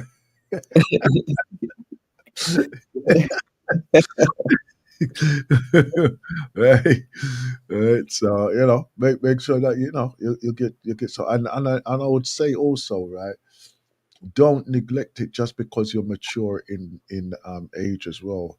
If Mm. anything, it's more vital that you actually do this, because then your circulation, right? You won't have to rely on activity so much for your circulation if you are actually doing this on a regular basis. And when I say regular basis, I mean like even if it's once a month, Mm. you Mm. know, to Mm. ease off the fibers of tension and things like this. Mm. Um, last month, no, not last month. When was it? When was it?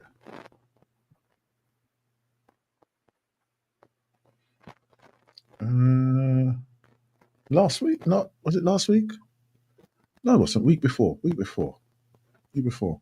I had a like a full body massage for first time in a long time. Mm. Right? Mm. Oh my gosh. Oh my gosh. Mm. I never realized that I had a brick in the middle of my back. Mm. Crazy. Crazy. Mm. But the fact is that I haven't done that for quite a few years now, Mm. right? I've that full body deep tissue massage. Mm. So obviously I have to work on myself Mm. in a way. But let's say the effects of that one massage got me to I felt it about 3 days later as well, Mm. because of the releasing of all the toxins and everything in the Mm. body. So Mm. yeah, I would recommend that you'll get there. If you're not used, or you haven't done one, Mm. right, or you haven't done one for a while, Do that as a self care. Yes, I would incorporate that as a self care. Mm. Definitely, and get yourself mobile as well. You know, get Mm. yourself mobile as well out there. So, So you know? I have a question for you. How are you getting on with the walking? Bearing in mind you're doing the Twin Peaks in Right. The weather is too cold for me to be running up and down street corner. You have to walk down a bit faster.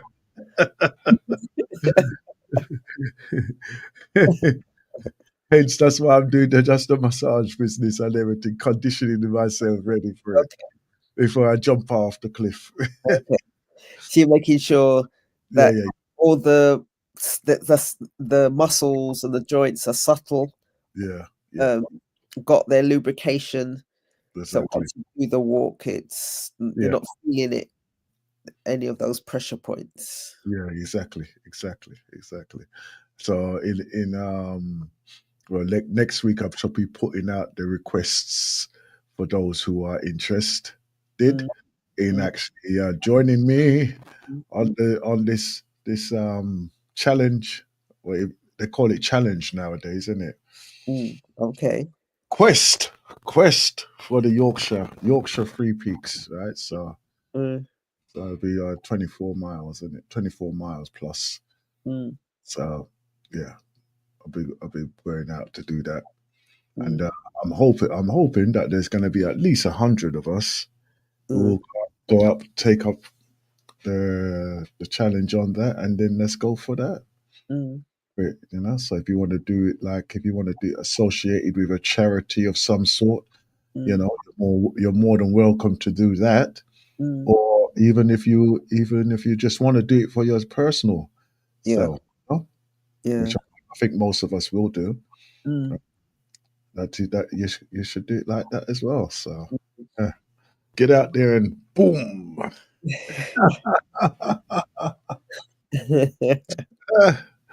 You're right. I'm sure you shall be there in spirit as well.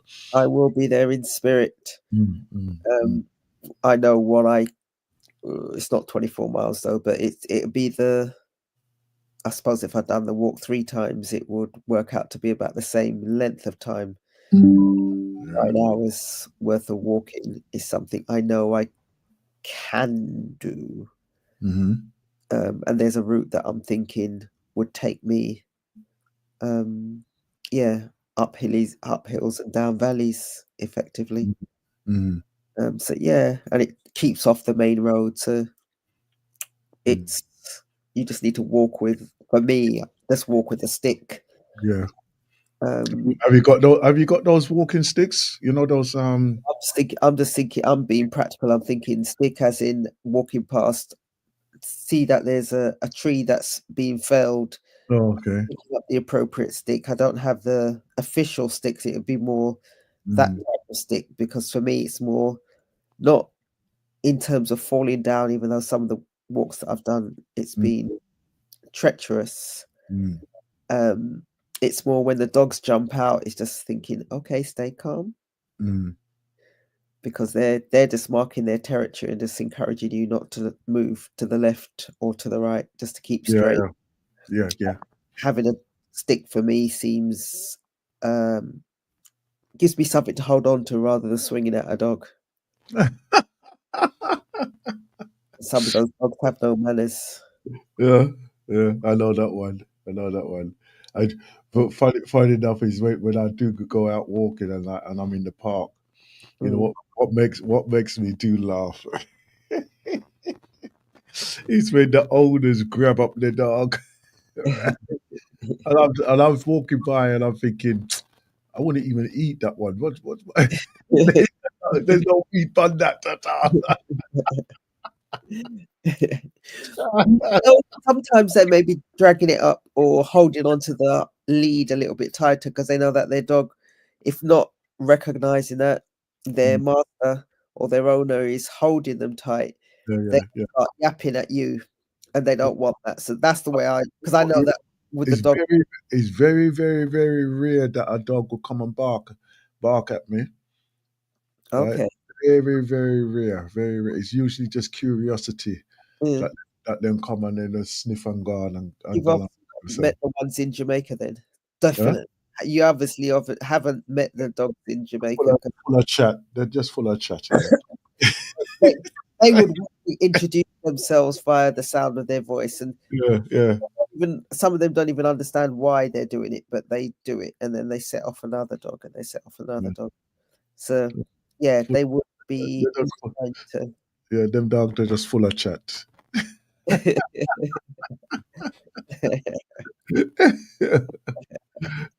know them dog thing. All right, Anyhow, the lines are open on 0203-289-6504. Right, you're here with myself, Sister Sandra, on the Blacknificent show. Yeah, we're going around the island. We're going around the island right now, man. Telling you. Anyhow, how are you getting on with your preparations for your events? So, not too bad. That's good. Not too bad. There's nothing that I can advertise at the moment. There is work that's going on in the background in order to make certain things happen. So yeah, and I'm enjoying the work that's happening in the background to make it happen, make things happen. Oh, that's good. That's good. I've got one coming up on the 4th, right? An introduction to the landmark on there. This one's based around people with disabilities. Okay. So, all those who you think that would need just some raise of self-esteem, self-confidence, clarity for themselves, empowerment. You can always get in contact with me, right, on this number, which I'm about to give you, which is. Let me see, I've got it here. 079 490 20633. All right, that is 079 490 20633. So you can get me on that. You can message me, text, WhatsApp, whatever on that one, and then you can get to me, and then I will get back directly to you. So all those people, you know something. What I found is those who I have approached so far, they have been very receptive of having something done for them. But it's not for them, right? It's by them. Yeah. It's a case of that. It's to empower them, but it's also a thing to support them into being the person that they want to be. Taking them on that journey, right? And making it not just a one-off, making an absolute shift in their person, A mindset shift. Mindset, and in some cases physical as well, right? I will tell you briefly of one of the persons but he's thinking about it, understandably as well. I came across a friend of mine the other day. This was a person who was a neighbor for quite a while, when, quite a few years ago, but they were neighbors of us, And her brother, she said, "Oh, he's not doing too well now." When I knew this person before, he was the loudest person in the room. Okay. Understand? You could hear him coming before the doors even open up, type of thing. Yeah. That's him. Anyhow, she said, "Oh, he's not doing too well," and I said, "Well, what's happened?" So I thought that, he's probably got ill or something like that. He said, "Oh, he's just depressed and he's just sitting at home and he's just letting life just take over him." And I went, well, something must have happened, right? So at this time, I phoned him up and we had a conversation. We had a conversation, Mm, and he was very much kind of like resound within himself, mm, right? And what I discovered with it, with permission, because I asked him if I could share, you know, with other people to get some advice and things like this as well. So I'm sharing with you, my listeners, mm, all right? But what he was saying is that it's been a long time since he's actually felt like even doing anything. mm, mm, And I said, yeah, I can see that. I can hear that mm, type of thing. And I said, okay. So even to say to be in that creative space with him, right? To sort of like stimulate the imagination and everything like that. It mm, just wasn't forthcoming at all. Wasn't forthcoming at all. And I said, you know what? Let's just take one step at a time. One step at a time. So that's why I said I'll ask somebody else for some advice and things and see how to move this forward type of thing. Because I'm mm, not saying that I know everything. mm, I'm not saying that I know everything, but there's some needs. Some people need to do it that in that cautious way. I feel anyhow, mm, rather than rip the plaster off and expose the wound. mm, mm. Right? They work for other people under different circumstances, but not for him under this circumstance. Yeah, that's the way I analyzed it You anyhow. see it. Mm, So so we left it at that for now. mm, But there are others who have like got the physical challenge, mm, right? And mm, they're very receptive to this, to the fact that you know they have the opportunity to do something for themselves. mm, Yeah. mm, So therefore, in that way, I've found that they're very receptive to that. mm, So if anybody out there who knows of anybody with a form of disability, right? And it's not necessarily, and the thing is, the whole course is not based around those who have that disability. It's just this session will mm, be will be directed towards those. mm, So mm, that's all it is, right? mm, Carers as well, and yeah, carers definitely involved in that as well. mm. Family support as well. Okay. If you're providing support for those people as well, you're Mm, more than welcome to mm, come to as well. mm, Right? mm. No, that sounds like there is a lot there for Mm, different individuals, but um, they've got an opportunity of, and if we go back to the ancestral voices you played in terms of the cleaner, it hmm gives individuals an opportunity to have conversations hmm internally and be heard, Yeah, definitely, or definitely. be in a supportive environment where they can have those conversations to be heard. hmm So yeah. This is one. No, no, no, no, no, no, not you, not you. I was just looking up this thing here. I wanted to share as well. Da-da-da-da. Okay. I got. Where are you? Where are you? What is it? Huh? Here we are. Here we are. Here we are. Right. We could just take a little break for a couple of moments, and we shall. Return on the other side. Right? Return on the other side. Yes.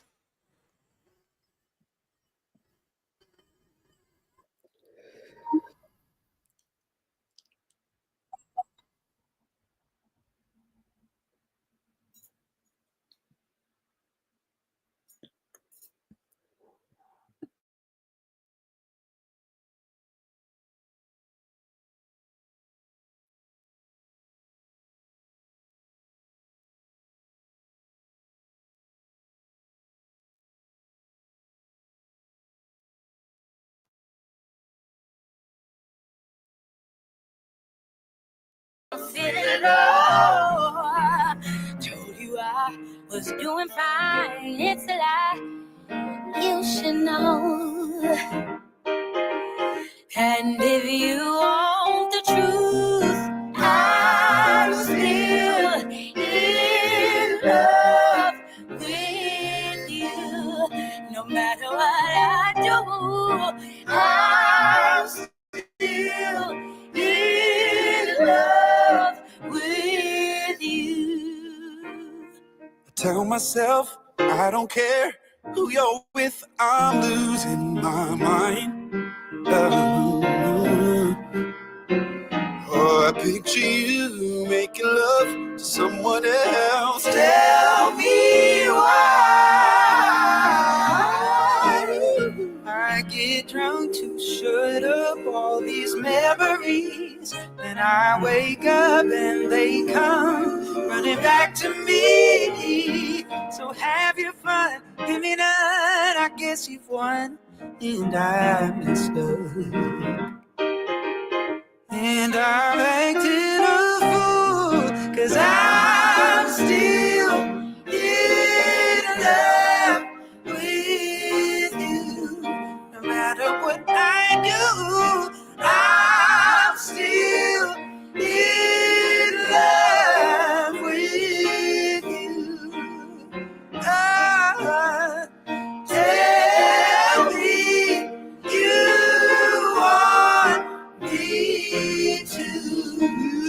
want me to, 'cause I'm still in love with you.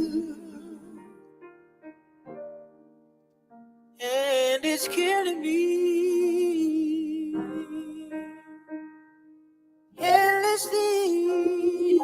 Oh, 'cause I'm bound to be somebody who's helplessly and desperately still in love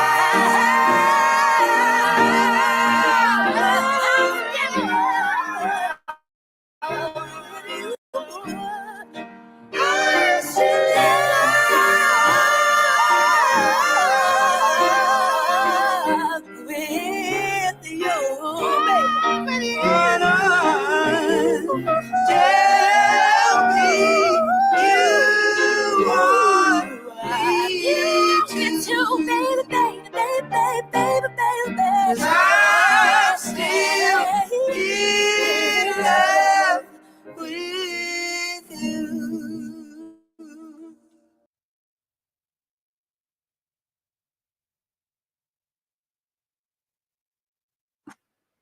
Yes, yes, yes.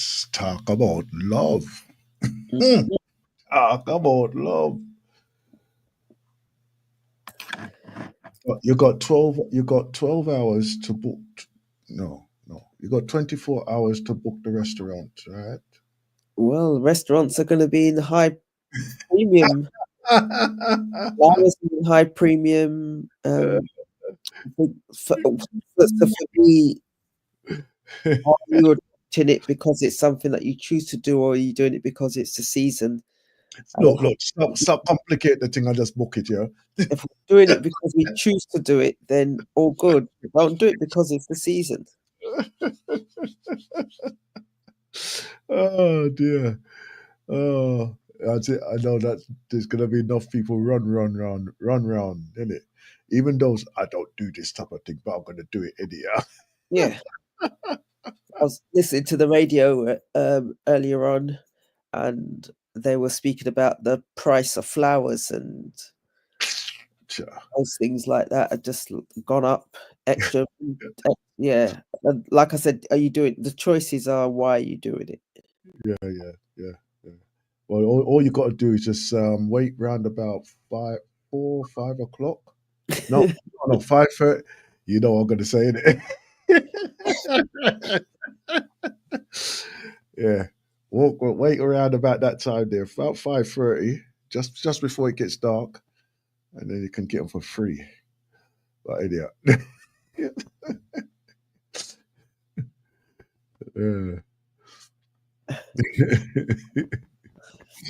But remember to remove the card. No, that's all. That's the only thing.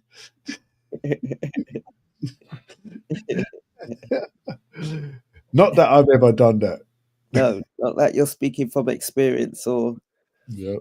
you've Yeah. refined it over the years. And I'll tell you now that them bloody stones are bloody heavy on your shins as well. So be careful. Careful on your step.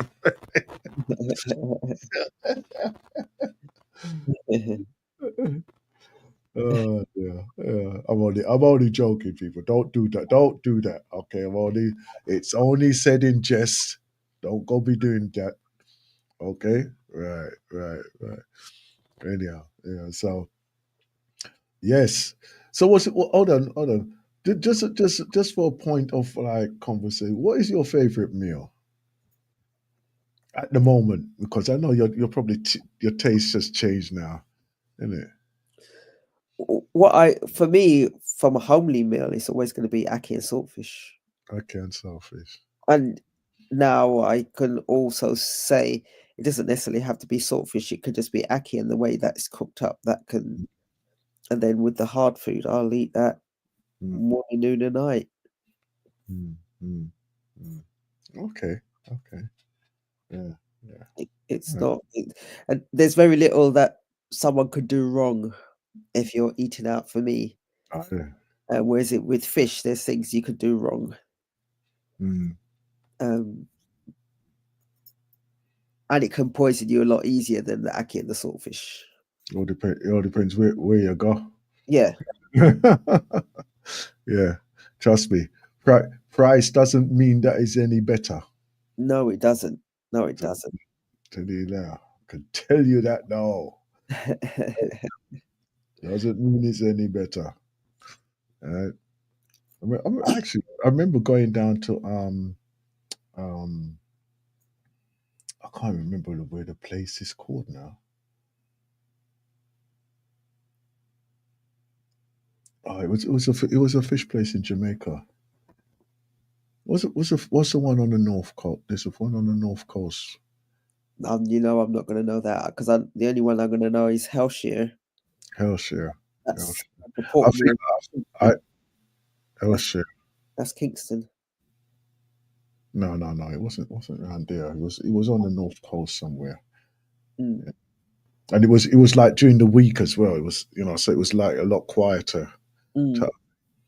But they had the different various fish, and this is the thing is that because if you're used to like the English fishes and all them things there, when you go there you see all these different variety of different colors and shapes and everything, and you think, whoa, wow, fish pretty. Yeah. And I was thinking, oh no, wait a minute, this is like a rainbow of different fish here and there. Yeah. And I said, yeah. So so we had a few of them down there, and it obviously it does taste different because it's like freshly caught that day thing, and it's kind of one of these things of that. It's simple, right? And then that if you was to experience that same simple dish in like London, you'll be paying astronomical prices for that type of thing, I just think, wow. But then again, that's how the region is. So it's there's also in terms of price, but it's just the quality of the food. So that means where you find the food, the fish, and it's that fresh. So I recognize that on many occasions I would go to the lighthouse, and there'd be young men catching barracuda. So they ask whether or not I've eaten barracuda and justifying how it's a better fish than snappers and or many of the other fish that's out there. So then so one of them offered to say, okay, I'll cook you some fish. In case of, I'm thinking, okay, so a barracuda is going to be a big fish because them guys will catch it, sell it to local restaurants. So he effectively put on his flippers, took his snorkel and a pointy stick, and went out there and caught some. I think it was snapper that he ended up catching. It might have been goatfish. No, I think it was goat. Cleaned it, same speed. They'd already built a fire using the coconut trash, and put it on the fire. Wrapped it up in a banana leaf. No, they had foil. Did they have foil? But I know that they wrapped it up in a banana leaf and put it on the fire, and it cooked ever so nicely. They didn't need any seasoning or anything like that. See? And yeah, when I went and got breadfruit, pit breadfruit was beautiful. I knew she'd put that in there. I knew she'd do that. But yeah, it was beautiful. It was absolutely. It was just so succulent and so beautiful to eat. And over here, you may see that color fish, but you know that it's other than it being caught in the local seashores, it would have taken at least an hour or so to get to London. Yeah. So by the time you get it on your plate, after it's gone via the freezer and the fridge and the freezer again, it's not as fresh as catching it in real time. Exactly. Anyhow, I've got a caller on the line here. Okay. Greetings. Yeah, greetings, good afternoon, Sister Sandra and the crew. Greetings. Yeah, I just haven't heard the full show. I just logged on. Okay. But I wanted to know about the food crisis in Jamaica, because I heard on I'm not sure if it was Brother Kwame's show last night. You know, after the last little storm, what they had out there, they instigating a little food shortage in Jamaica to the store that we need to get back. I don't know if Sister Sandra's got any information on that. Okay. Let me. Did you hear that one? I've not heard anything, and I've been talking to family and friends that are still out there, and they've not pointed out or mentioned it in terms of food shortages and or crisis. So I'm not sure. It could be different parishes that experience it a little bit more. It could be from a tax point of view, the prices getting hiked up, because I know that just before I was leaving, they were talking about an increase in can't remember whether or not it's petrol or something like that, which will always have a knock-on effect to transportation, which has a knock-on effect to the prices of the foods. But I haven't heard anything directly. Okay, sister, thank you. Okay. Could you just turn up your mic a little bit, Brother Austin? It's a little bit low. Okay, then. You know what it is? I'm talking to one side of it. I'm not talking directly into it. Oh, okay. That's no problem. Thank you for pointing it out, though. Thank you. No problem, my friend. Thank you very much. Yeah? Okay, thank you, man. Right. Take care, Sister Sandra. Welcome back.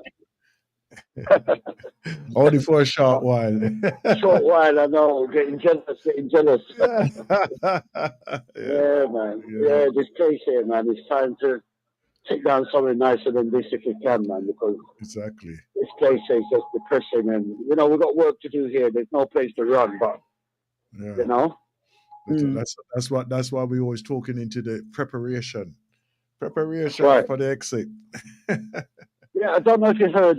Did you listen to the Kwame show last night? No. With the American young lady telling about some of the immigration and what they're doing in America, rounding up the Latinos, and next is going to be the Black Americans, and there's a lot going on over there. Some serious stuff. I mean, it's only a storm throw before it gets here.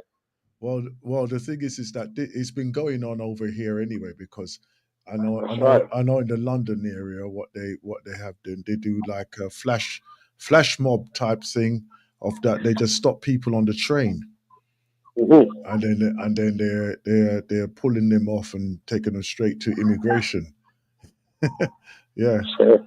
Right. So you know it's an ongoing thing over here anyhow, but it's just not been highlighted as much as what they're doing in America at this particular time. You know. Yeah. Okay, brother. I'll continue listening to the show. Good thanks and keep up the great works.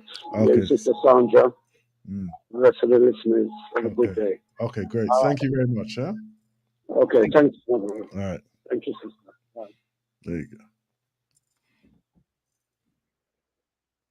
Now I'm gonna ask specific questions in terms of whether or not those that I know have been affected.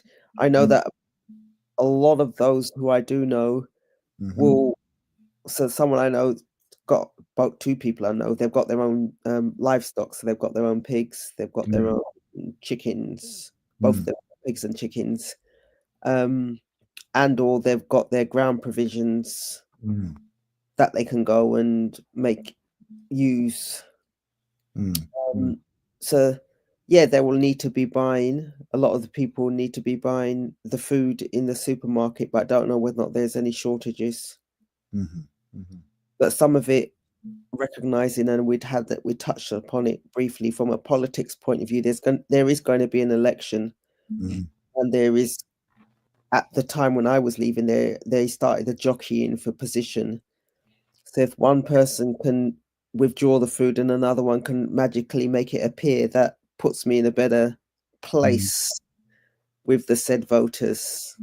So I'm not sure what the circumstances are out there right now. I don't know. We like he's brought out a point there. The impact that I feel that is going to be also right is the taxation embargo that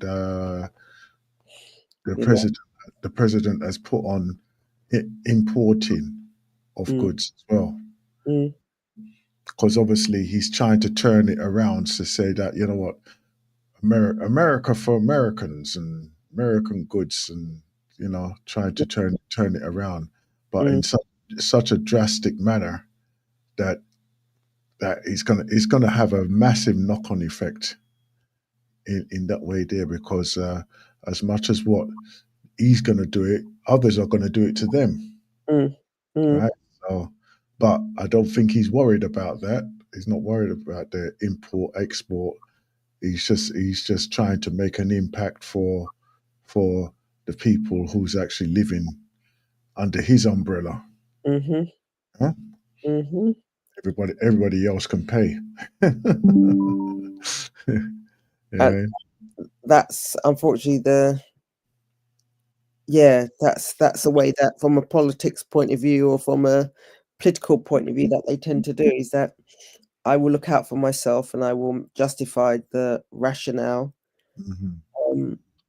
I'd mentioned earlier in terms of my friend that's currently in South Africa, and she's working with a charity out there, and they're going out there as a charity group. They're supporting a charity out there. Charity out there has been going to the United States, their representatives, for the last, I think that charity is over 25 years old. But with the latest mandate, that's right, scrap. Only those who are white can enter America.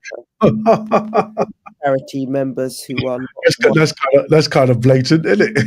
Well, they can do that because it's South Africa, but they recognize, and that's what she was saying, that they're all able to go over. Some of those that have gone over on another occasion, they can't even take the trip. They can't even take the chance of going over from America to South Africa because they won't be let back into America. So that's mad. There's a lot of crazy things happening out there. Yeah, don't sign anything without the approval of others. Well, in some senses, and for me, it's how much store do I take of what's happening out there? Well, it will affect you directly and indirectly. It right? will, and it will affect you, but if you then read it and read all the other various bits to it, you could be spending all day breaking down your resolve. Mhm. Because you're taking on someone else's anguish, someone else's pain, someone else's frustration. Unfortunately, this is one of those things that you have to pay attention to. Because even like, okay, because of where your proximity is, where you reside, right? You reside like in the same area as them, because you got North America, sorry, you got South America, right? And then you've got South America, and then you've got that part of America, that coastal area there, right? It's not exactly west. It's not exactly west, but it's close, right? Any of the islands that are on there, they deal with American currency anyhow, in one way or another. So in that way, it's gonna affect you in that way there. Okay. Then obviously their percentage of imported goods as well. That will affect, because over the years the amount of goods that Jamaica imports has steadily increased, and part of it is our own materials or our own goods. That's right. Farmers call it coconuts, call it some of the ground provisions has been destroyed by some form of locust or some form of insect or some form of disease, which meant then that the food kind is coming further afield. What did I saw a joke somewhere whereby they said it was the old it was made in China. And it was just around the fact that even though the item is made in China, it's got the stamp made in China, nothing's made in Jamaica, everything's now made in China. So that means and it's the same bandana that back in the day you'd have made it, sourced it, in Jamaica.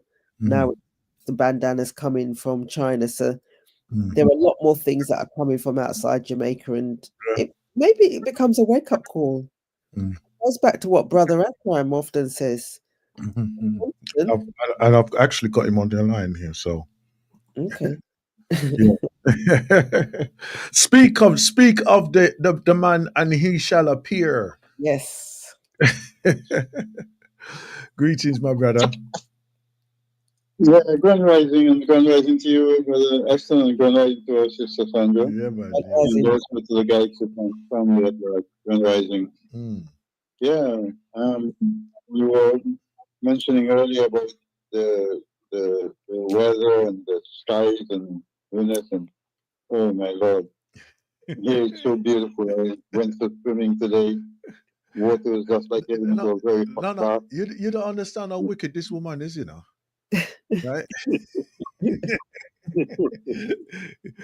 She does this knowing, right, that it's upsetting me. And I'm trying to maintain a smiley face as she's going, he. But don't worry. One day, I'm endorsed by Brother Akram. Sorry? It's been endorsed by Brother Akram. It's just not me.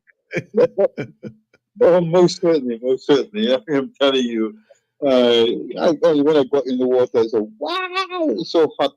Just like getting into a hot bath. And that's the ocean, you know. That's the sea. It's in the sea. Oh, it's so beautiful. Yeah, man. Yeah, go along with your 1 foot self. Go ahead. Yeah, move forward. When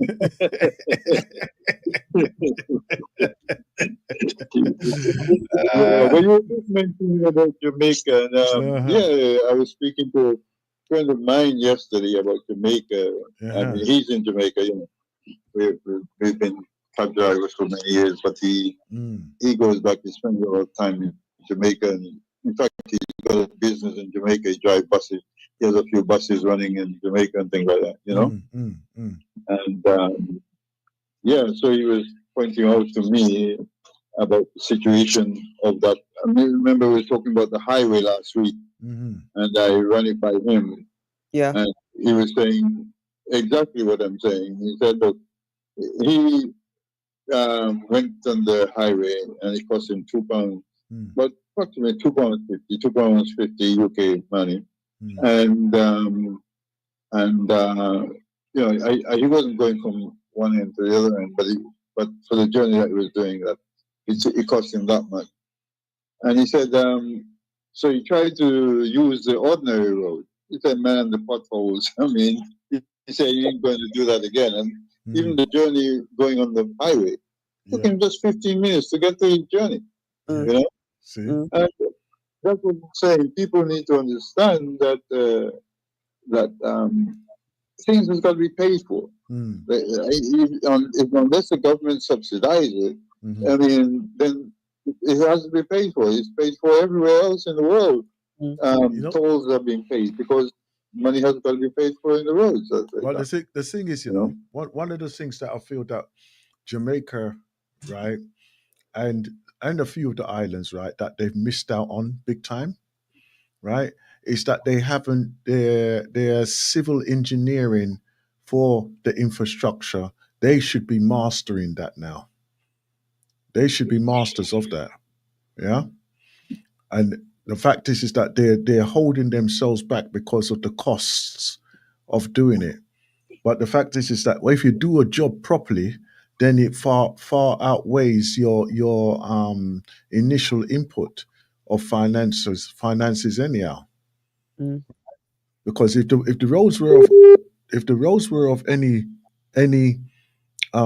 decent quality, right, I'm sure those who are using the roads would say, you know what, they're being maintained very well. So therefore, they wouldn't mind spending like a nominal fee for maintenance, yeah?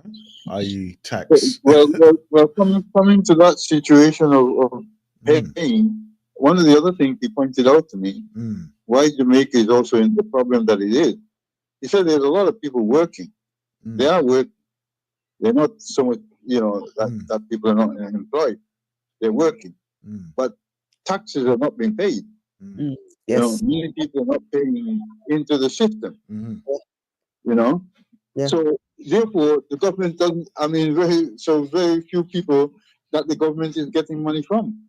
So how does people expect things to happen if you're not paying into the system to, you know, so the government has money to do whatever it does?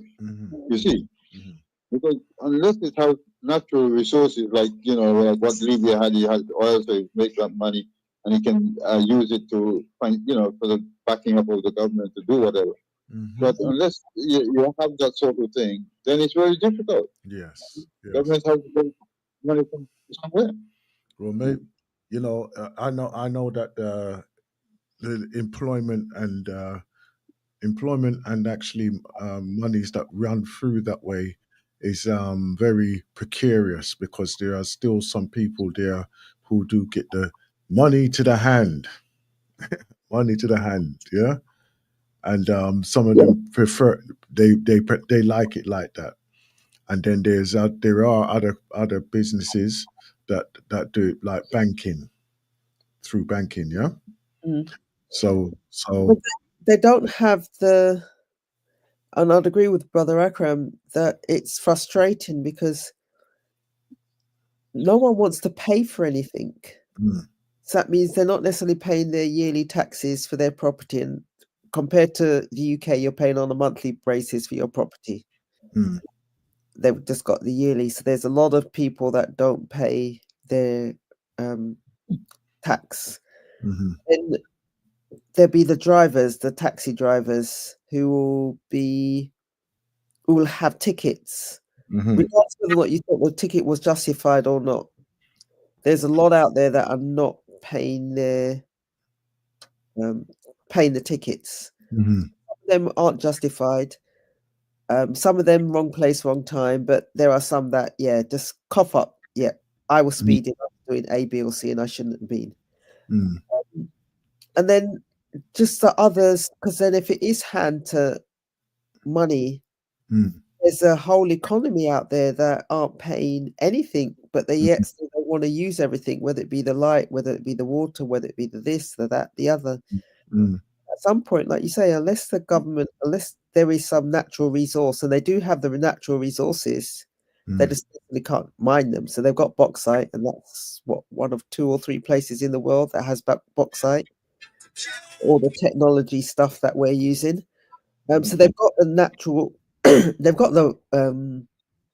the resources. The question is whether or not they are able to mine those resources or get the most from those resources.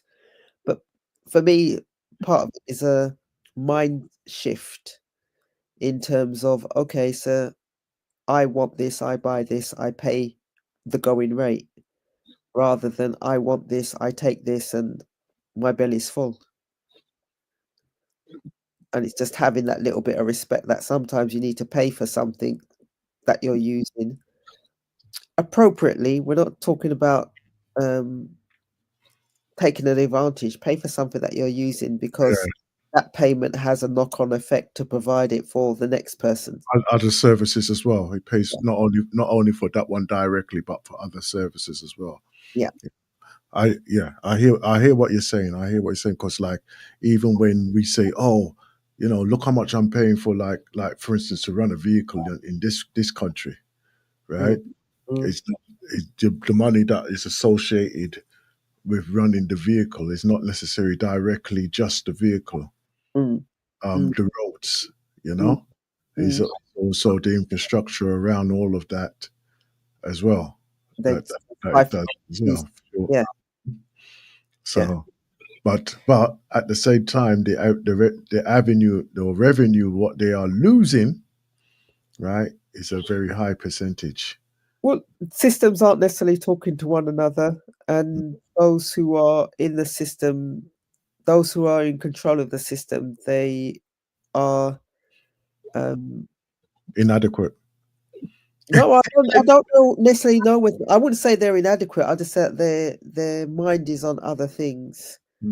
So they're not necessarily. So even though they may be the minister for this, and there's a new minister that's been put in place to do that, and come election time, all of these individuals are going to come out of the woodwork. You're thinking, where have they been all the time? Are they traveling on the same roads that I'm traveling on? But election time, people just have short memories and long bellies. And as long as the other subject that we were dealing on was the subject of the idea of Trump kicking out a lot of people, and obviously many of the people of a criminal mindset and other things like that. Now, again, you have to ask yourself, and I'm asking myself the question: why does people want to go down this criminal road? You know what I mean? It just disrupted of the world. Wherever you go, it's a very, very big disruption of the world. Whether the people in government who are very corrupt, or whether it's the man on the street with the gun.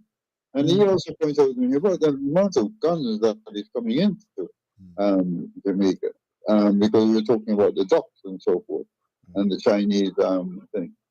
So yeah, but he said the problem is that at the dock is the amount of weapons that's coming into there, and the cost of those weapons. I mean, where do these people get this kind of money to pay for them kind of weapons?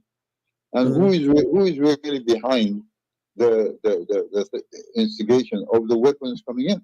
And so anyway, I was saying something about the criminals coming back, and what Andrew Holness was pointing out. I mean, but he said that one of the things these criminals now, they have a new trick. So when the police corner them, right, they go on the phone, and they're like pleading for mercy. They're sharing this information of the moment with their friends or whoever it is. So, like begging for mercy, so the policeman can kill them at that point, because if the policeman kill them, they say, wait a minute, because people ask, why didn't you shoot them in the foot or hands or something like that? I mean, why did you kill them? So this is another new trick that these criminals are using. But why do you want to go down that road of that criminality, that you have to be in that situation? Why? Because part of it is money, and part of it is greed. Part of it is a lifestyle which they perceive they can't get through working the standard, whatever the standard looks like. they can't wear the clothing if they earn whatever the standard looks like.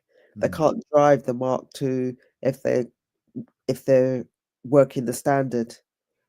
And it doesn't matter whether or not they're in Jamaica or whether they're here in the Americas or the Canadas or anywhere. It's just it's a mindset.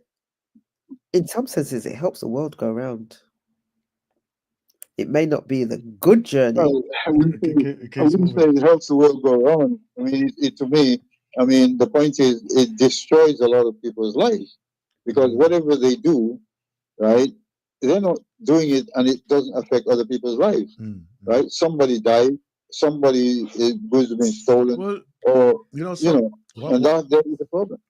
One of the things, and right, hold on, let me make it clear first. I'm not endorsing criminal activity and all them things there. Neither am I. So yes, thank you for making that clear. Right, but here what? Sometimes a little this and little that, right? Put food on your table, right? Because if we were all lining up in the employment office, right? And the man's holding up 10 pieces of paper for 10 jobs, there's going to be a lot of hungry bellies out there. Yeah. So therefore, sometimes you have to just get what you can, where you can, how you can. Yeah, but why hurt somebody else to get it? That's my question. Okay. No. Why do you have to hurt somebody else? No. I'm not endorsing that. I'm not endorsing that. Like, for instance, what I've been seeing lately, right, is that, and it's happened to my father twice actually, right, where he's planted up his field, right, and then overnight it's gone. It's gone, right? But at the same time, he said, "Boy, I'm upset about it, but still, at least say that somebody I got eat." For whatever reason, however, whatever, that somebody I got eat. But the fact is that don't obviously the ones when they're doing it with violence and all them finish the foolishness there, right? That's one thing. But the ones who are there and they're doing it just to eat, right? I mean, that's a different thing there. But and then some people live on that as well because they know that they can't get employment as well. So that's how it goes as well. And like those who are working for the cash in hand, obviously the taxation, I'll get piece of that either. So but the bills will keep coming as well. Yeah. No, I don't like the mentality. I don't appreciate the mentality, but I do understand that in terms of humans, some people make those choices, and regardless of what you say. And at some points, they know that it's the wrong thing to do, but they become conditioned to get used to that lifestyle. And used to that lifestyle, they will adopt. They will push their envelope even further. Yeah,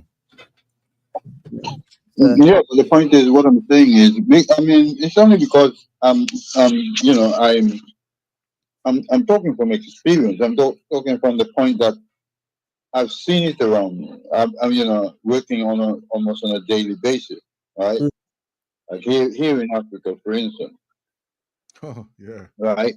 It will cost you £2,000 to get your land, to get some documents just to go through the land registry. Right? No, I know the government doesn't charge that. But when you go to see the first man in the office that you want this done, or you want this place surveyed, or you come to get some papers that, your place has been surveyed and you want some documents to prove that it was surveyed and different.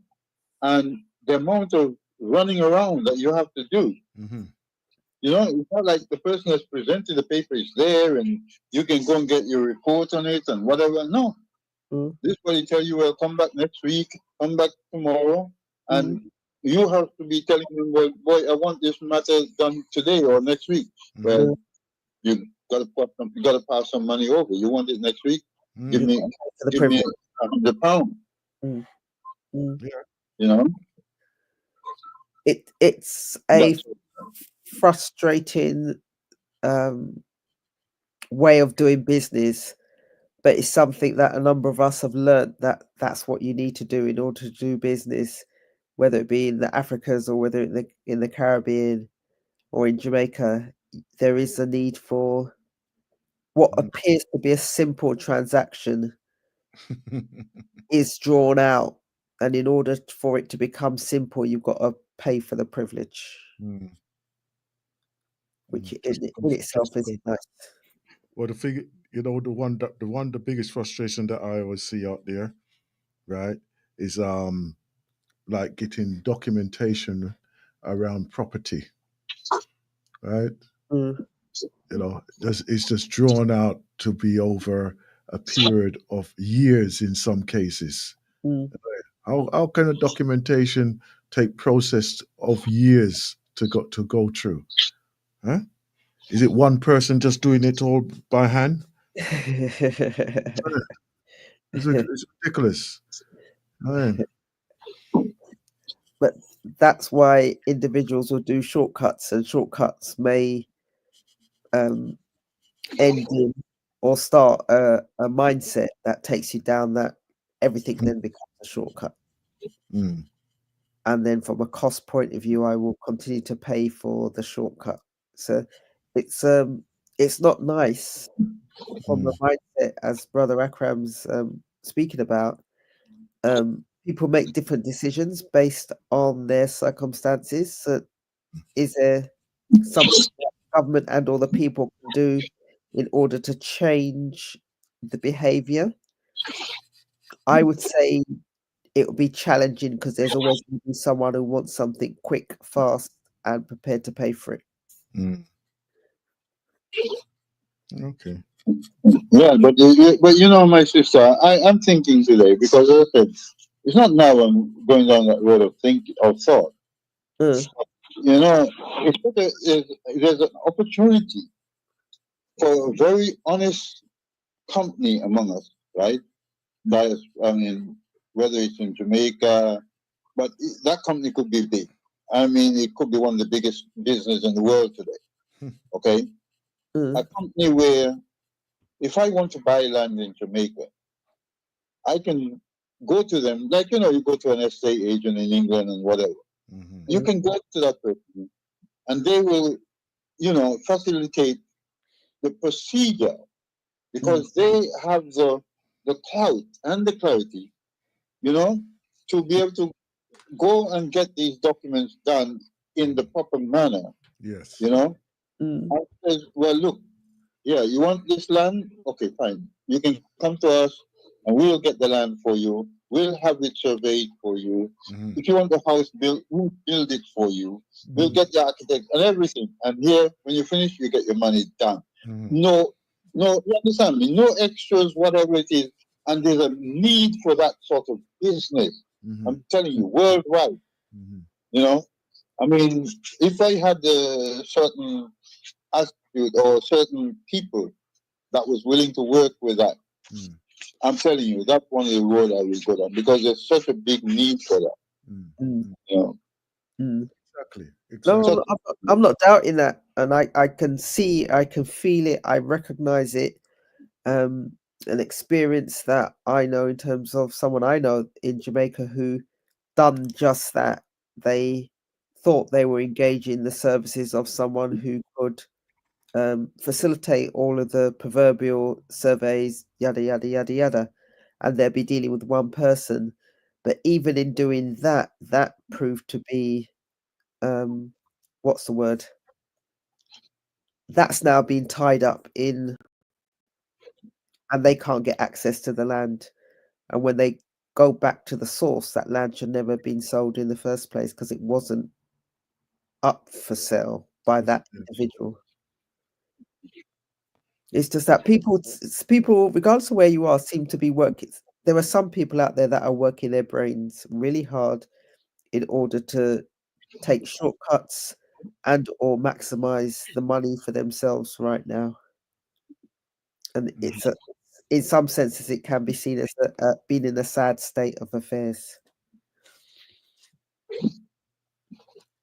Well, as I've said to you, I've seen it in plenty here. I'm telling you, and I mean, sadly, we had a gentleman who used to do our running around for us. You know what I mean? But he was an elderly man, and he knew the ropes, and and of course, when he goes to certain people, he puts them in their place when they try to bring in this thing because he's a respected guy. But the point is that it's such a headache. It's such a headache. I'm telling you. Yep. You know. I just wonder, well, how can you let the countries to move forward? There's a number of challenges that I've experienced myself in relation to the running around and getting things done, and the challenges that are a byproduct of that. So if you do know someone that can do it, then it's embracing them, paying for their service because you know that you're going to get what had been agreed. But those individuals are thin on the ground, and because the systems that they're working in, they may not always be able to move as swiftly because they're working with individuals. And like you said, you've found someone, or you know someone who is able to question when things start to become a go slow. Things move as a go slow, and that's because the person is experienced. If you don't have someone that experienced, then you will struggle. Definitely struggle. Definitely, bro. I just give you a little piece of something here, okay? Here, because it's only in the last 25 years that vehicles has really come on the scene as much. There wasn't many people like in this country had vehicles. You understand? So it started blossoming then. I know it started blossoming then because I was trying to bring vehicles from UK, and all of a sudden they start flooding the market with vehicles coming from Japan. So that killed my idea of bringing vehicles from UK because they were able to bring it in much better and cheaper than I was doing from UK. But anyway, what I'm saying is that there's a big thing of stealing from vehicles. Somebody will come and take your wing mirror. And the point is, down here, you put the number of your vehicle you register it on the thing. But people still come and rip it off, because without the wing mirror, it's very difficult to drive your car. And now you have to go and start looking for one. And there's a place that they call auction map, right? So if you lose anything from your vehicle, just go to that place and you're going to find it. Don't go to the police, because if you say, oh, I know that you got my goods here, or you recognize it or whatever, and you say you're going to the police, bam, they're going to just smash it up in front of you. That kind of thing. This is yours, and now you got to pay for it, and it's yours. That sort of mindset of people who, oh man, I'm telling you, when will we get out of this mess that we're in? With these kind of people and this kind of mindset that these people have, it's a big problem, my brother. It's a very big problem, and every angle I look, we need something to tackle it. There are many people out here who are trying to hustle in whatever way, right? It's okay. Like even when I go on a holiday, right? I don't want to buy all of them things there, right? What I'm being approached with, and then the next resort you go to or next place you go to is the same thing they're selling you again. Right? How much beaded necklace you want? Yeah, you understand? So, but at the same time, it's just somebody who's just looking to put food on his table, right? Right. Like for instance, now like the craft market now, and you know this is terrible still. The craft markets them in the islands there, right? You know, if you're not part of the tourist industry down there, you can't. It's very rare you're gonna get any work, right, or any interest. You know, so it's not like I can go set up in Peckham High Street, and I'm gonna get the tourists come through who want a lot of Caribbean based paraphernalia. You understand? Right? But yeah, there are a few that are there, but you know, not as much as if say I was down in the West End type of thing, you know, right? Or Notting Hill Carnival time. Yeah. Which So, is which is an easier or an appropriate time to be selling those type of items. Exactly. Better time rather than appropriate, a better time. Yeah. So for when we see things like this, right? We listen by nature. I say by nature. Naturally, we are traders. We will do what we need to do to get by, right? If we have to buy things, yes, we will get the money and buy it, right? Because not everybody got teeth a big car, right? But there's a lot of us who drive a big car out here. You understand? Right? So it's not a case of that we wouldn't do what we need to do if we are given the opportunity. You know? So even though what like what Brother Akram is saying, some people live on it, right? You know, that they just see a way how to hustle our money, right? Whether it be by benefit fraud, yeah, or any other kind of deceptive way, right? Banking details or whatever they want to go do or in that way.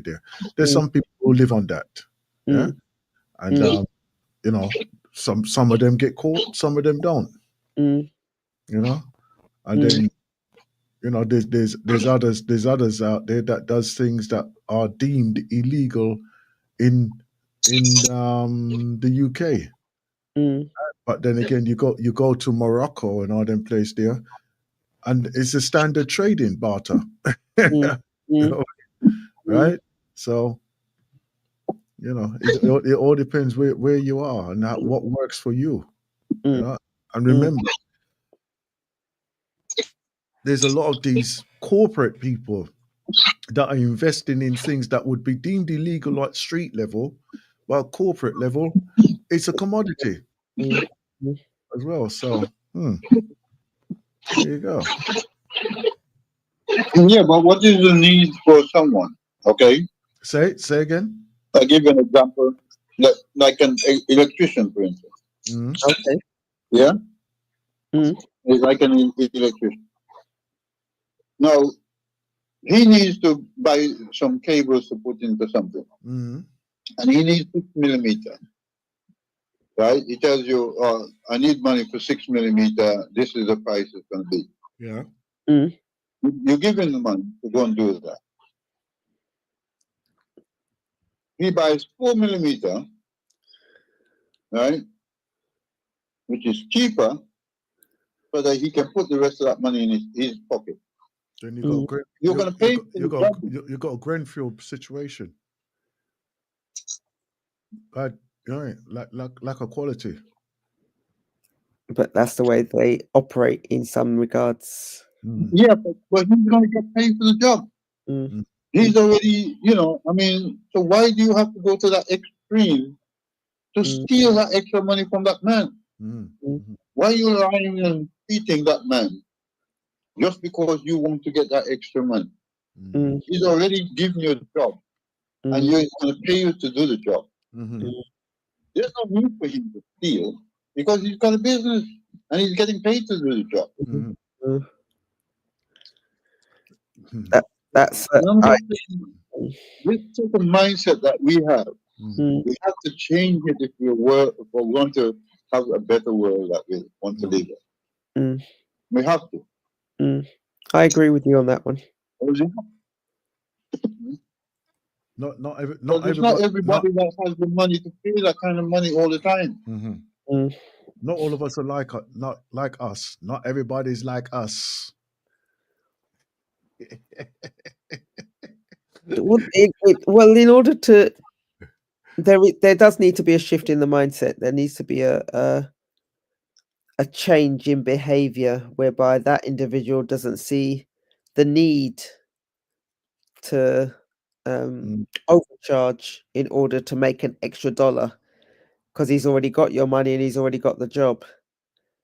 But to be fair, regardless of where you are, which country you are, which person, wherever you work, everyone's got a line in terms of most people have a line in terms of what they're prepared to cross, whether or not they're prepared to walk home with a pencil, a few reams of paper, some extra cable. Some people won't do any of that because it's just not worth it. They may consider it and think, you know what, for a pencil, quite frankly, it's not worth it. But other people see that pencil and see how it can be used. So it is a mindset, and it's just working with or aiming to reprogram that mindset. Yeah, I mean, I don't know. I mean, as I said, look, I work in this taxi game, okay? And I normally work from Heathrow. And there's some white guys, and they would literally drive another 10 miles as a passenger coming. But they're thinking that all passengers are the same. They don't know, right? So instead of using the M4, they will go up and use the M40 to come in, right? Around the M25. That's another 10 miles on the journey. Just to make, he's getting money to do the job anyway. You understand what I'm saying? And these sort of people, and you cannot do anything with these types of people. It's just a mindset that they must rob somebody. They must do it. They have to do it. No, there isn't an easy answer. The only thing I can Sorry?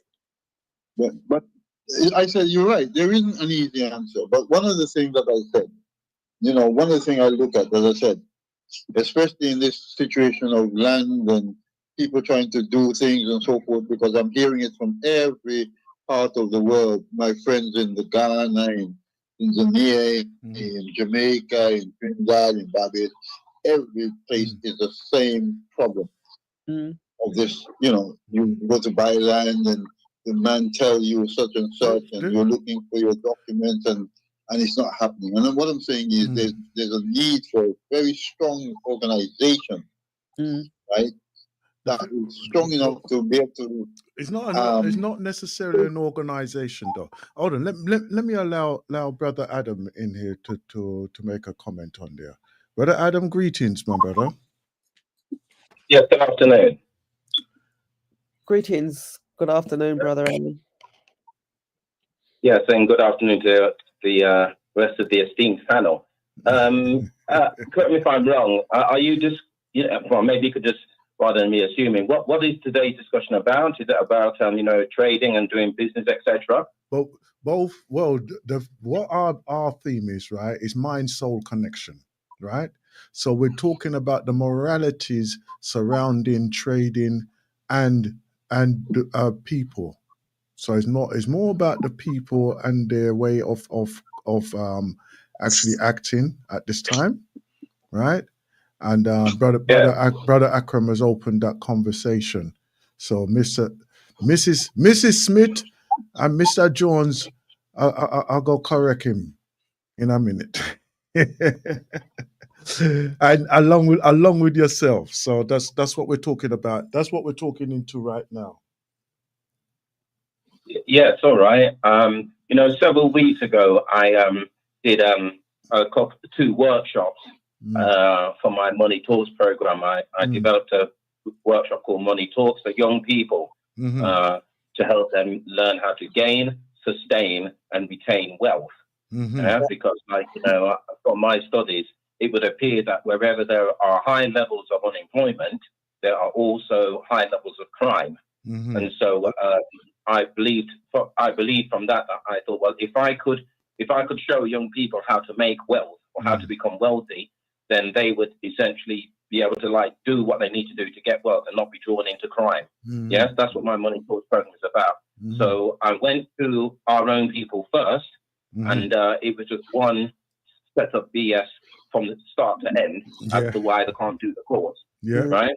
I went to the Indians, they snatched my hand off. I went to the Somalis, they snatched my hand off as well. So I did the course with those two, and it was a free course. But I got funding from somewhere to do the course, and it was a free course for young people, which I would have done. Anyway, Our Own People didn't want to have anything to do with it, but other races did, or other sets of communities did. So going back to what Brother Akram was saying about our mindset, I mean, how many times do we have to say the same thing? I mean, Brother Akram's been saying this for, it must be 10 years. Do we really want to change? And I think that, that's such a critical question, because if we don't really want to change, then, what is this really all about then? Yeah.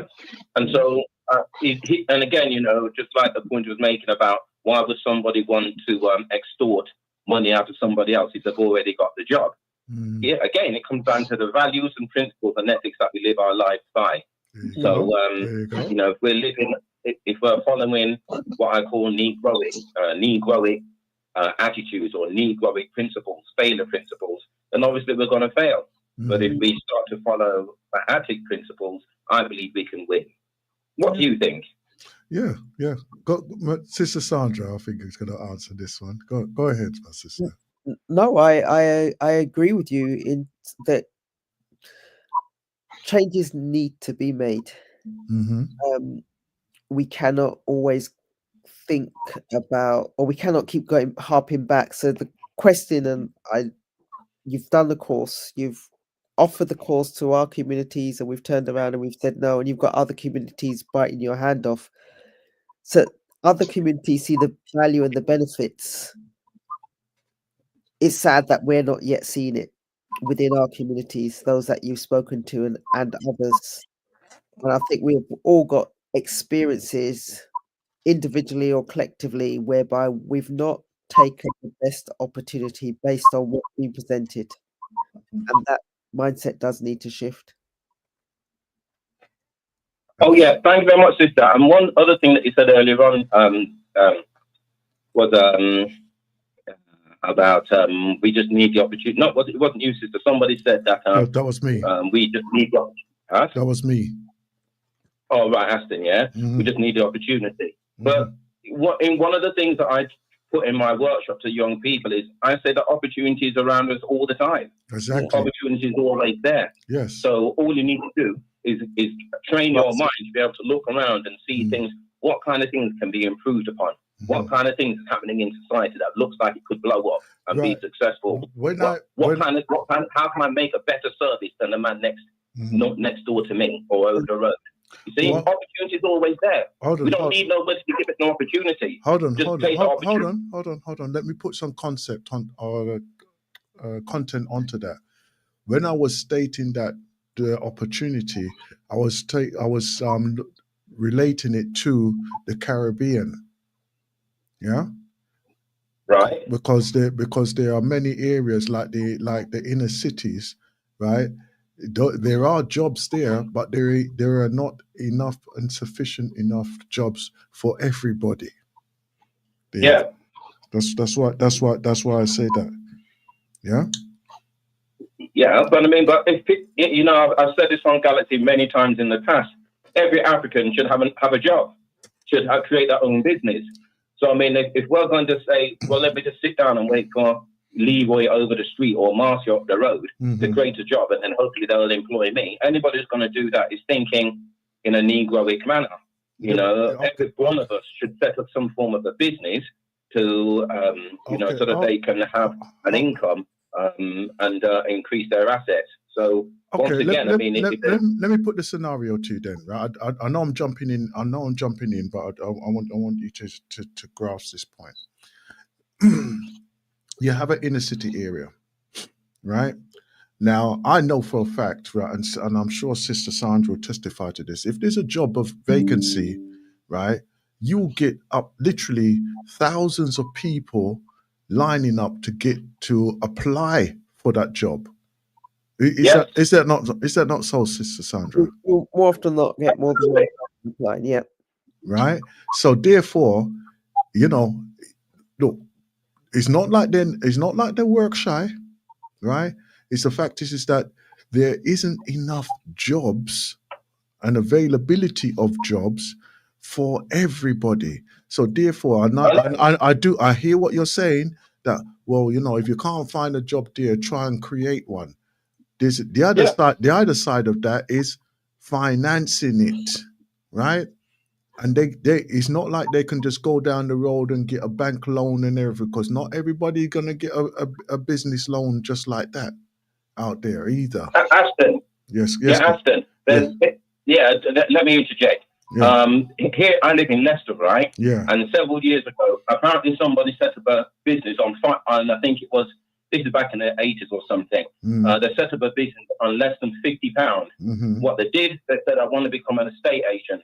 And so they started they went and got some leaflets printed up saying, you know, I'm a new estate agent. Would you be interested in like helping me with selling the house, etc.? Put the leaflets in people's doors. People then started coming back to him and then started doing his estate agent, and it turned into a successful business. So if anybody says that you know, it's the money that counts, it isn't the money. It's the concept. It's the value of the product or the service or the concept that you have.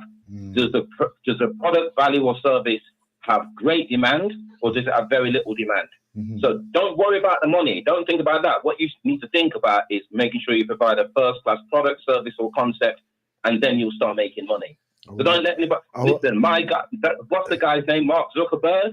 He started Facebook in his dormitory at university. How much money do you think he had? Jeff Bezos, who created Amazon, started Amazon in his garage. How much money do you think he started off with? So come on, man, let's be serious. You know, it's not the money. It's the value of the product, service, or the concept. Okay. All right.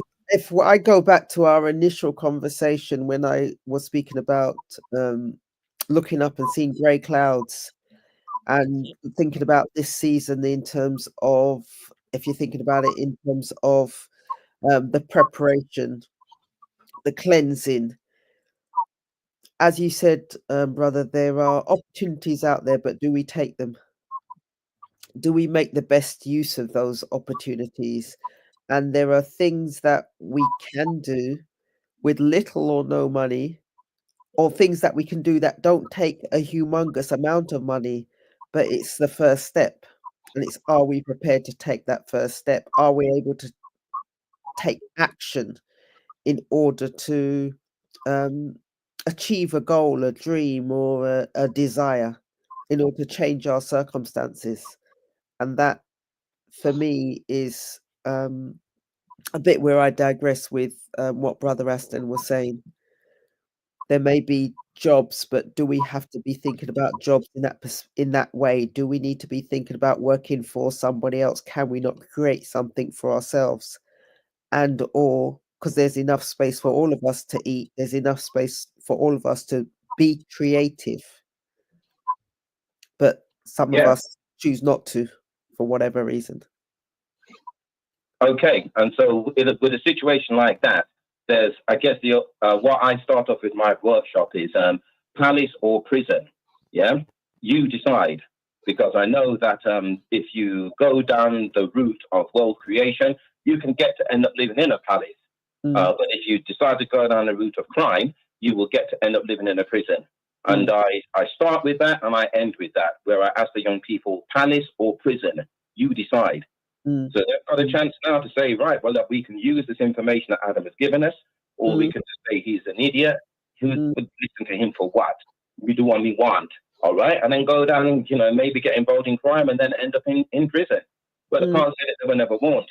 And again, this is a warning going out to all of us now, even as adults. If we continue to go down this route of saying that we're sitting down waiting for Mr. Patel or Mr. Smith or Mr. Chan or Jones to give us a job, it's like, what have we learned? Yeah, I class myself as like one of England's leading Negrologists.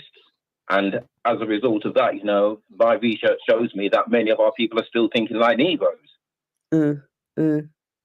No, I hear what you're saying, and there's so much about what you say I agree with. In so much that we all have choices, and the choice that we have, and you're speaking with the young people, is the palace or prison. As an elder, I may turn around and say, oh, well, no one ever taught me that. I can only use that excuse once in my life, because afterwards there is too much information out there for me to be able to make a different decision. And there's nothing wrong with the decisions that I made in the past, but that past brought me to where I am now. But I'm intelligent enough, I am focused enough to be able to rethink, to be able to make a different decision in terms of my future. And yes, you're right, sister. Mr. Jones. Yes, and I don't know. I mean, it would be nice if I could perhaps get to start talking about these wealth creation principles that I've been studying over the years. Some maybe, perhaps on a radio show or whatever. But I think that, when it comes down to us as adults, you're right. We were never taught these things. And in one of my classes, there was a naughty little Indian boy. He was kind of like messing about and stuff. Maybe he thought that he shouldn't listen to me because I'm African, but he was being a bit naughty. And essentially, I said, listen, I guarantee you that you have not really learned this kind of thing at school. He said to me, well, in a kind of like petulant way, have you got a business? And I said, what do you think I'm doing now? And it's like he didn't put the two and two together. Because I told him, the three essentials for creating wealth. And then he asked me, well, have you got a business? And I says, well, yeah. And I showed him how this business tied into the three major elements of creating wealth. And from that, I hope that he actually did start calming down in the class. He learned, it's up to us, really. And, hopefully he's not going to grow up to be a person who ends up in jail or a person, scratching his head, why can't I get a job? What's going to happen to me? So, maybe we as adults need that information as well. Well, I would say as adults, we need that information because the advantage that we have that those young people don't have is that they've only had the education system, limited as it may be, for them to gain some of their information from. But as adults, we've got life. We can make sense of some of the information that's out there because of our lived experiences. In terms of, so we may not choose to say we're going to be working for somebody else because we know that there are opportunities to work for self. The question is whether or not we've got the same passion. We may not necessarily want to go into work today, but we're going to do it because we know we're going to get paid on Friday. But would we have the same passion if we know that if I don't get out of bed today, I'm not going to eat tonight? Because it's all down to me. It's not I'm working for somebody else. So there's a mindset that would need to shift. But I see no reason why those courses are not also opened up to the adults, the elders, the bigger people, rather than just the youngsters. Yeah. Yes, you're right. I mean, I'm open to do that. I started doing this course, I think, within, a good few years ago. And I say again, I've been going to our people, went to my own, but they received me not. So I tried. Other people said, okay, we're interested in you. It's I sometimes think to myself, if I'm going to, and this was a free course, nobody had to pay anything. All he needed to do was just turn up with a notepad and pen. And I went to, it was a supplementary school. And I said to them, look, this information I believe can help the young African people in the school, in your supplementary school, to benefit themselves. And they would just BS from start to finish until they got to the stage where they just said, well, oh yeah, we'll call you. You don't bother calling us back, we'll call you if you want to take it further. I've never heard from them again. So one of the things that I am looking at recently is how do we sell our thoughts and our ideas?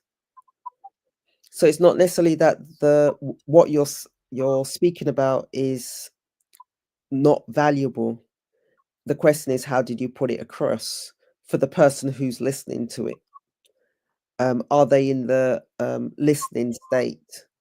Do they actually recognize the value of it for what it is? But sometimes it's how we put information across. So that's one of the reasons why, and within what I'm looking at, the comment that they made is why so much money is invested in advertising, because if they don't catch you one way, they catch you another way. And all of a sudden you're walking down the street and you're thinking, hang on a minute, I didn't actually want that chocolate bar. I didn't want that fast food. I didn't want that fizzy drink. But you end up drinking either or eating one of those things because of the advertising and the continuous advertising. Yeah. So we just subliminary as well. Yeah, so we may need to think about how do we, because this information needs to get out there. So how do we do it to attract the greatest attention? And sometimes when things are free, people have less. They see as a poor relation because it's free. Someone's like, is it worth it? Is it good enough? Whereas if you put a price tag on it, it becomes a different mentality and a different conversation and different focus. So there may be things that we as individuals who are helping to uplift our communities need to just think about in terms of how do we position those conversations.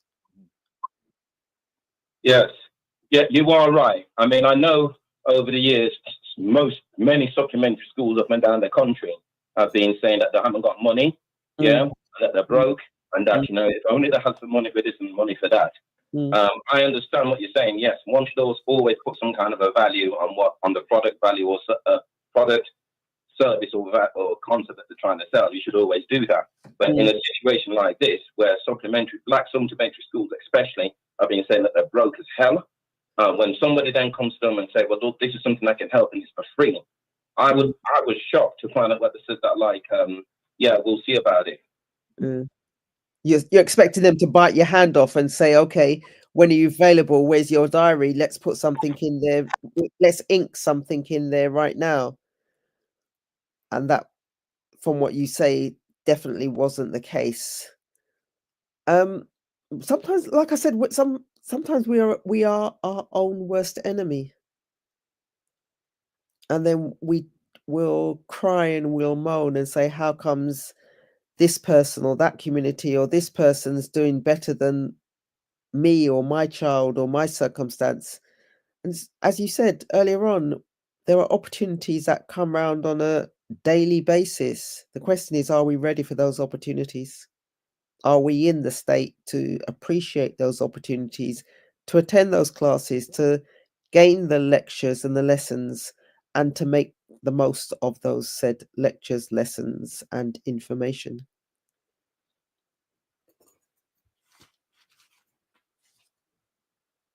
Brother Aston, do you have anything to add or say in relation?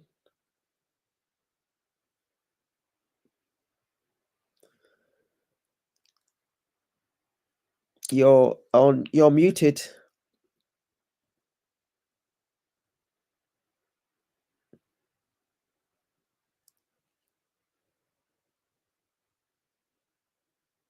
You're still muted.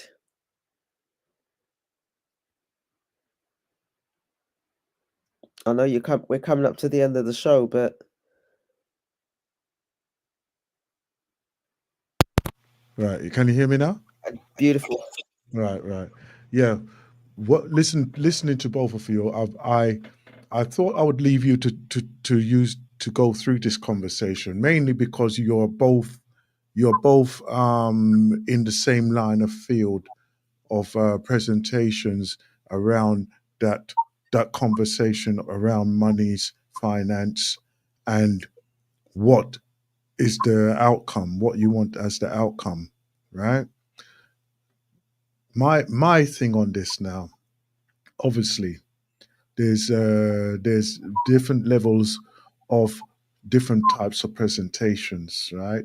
Some are a taster, some are information, just information, and it gives you another taster into further information type of thing. And some like what Brother Adam, my assumption is that it takes you through a series of courses to get a result, right? There was a change of probably your personal outlook on the whatever subject you're going to be covering. Now, this is the thing, because like I don't know if Brother Adams missed it at all, right? But there is another question I'd like to ask him, right? Have you been to the Caribbean or the Africas yourself, my brother?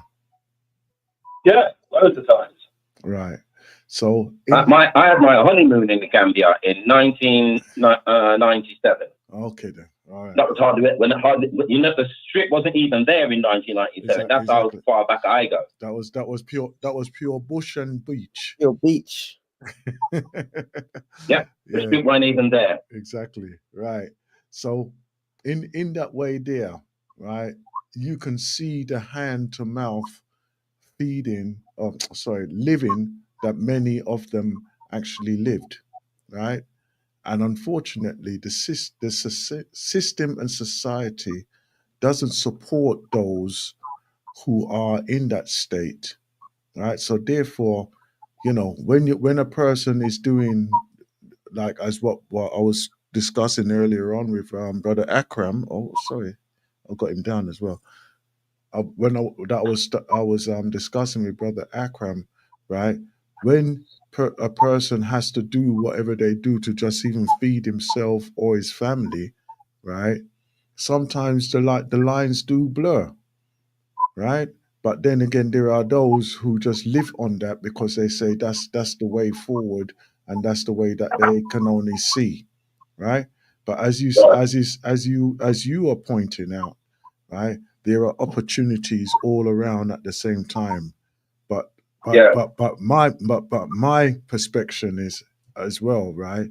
Some of those opportunities can only be capitalized on or taken advantage on if you have a source or resource of some form to maintain and sustain it as well. Because like, look, I know that there are these youngs who are very adept on the internet right now, right?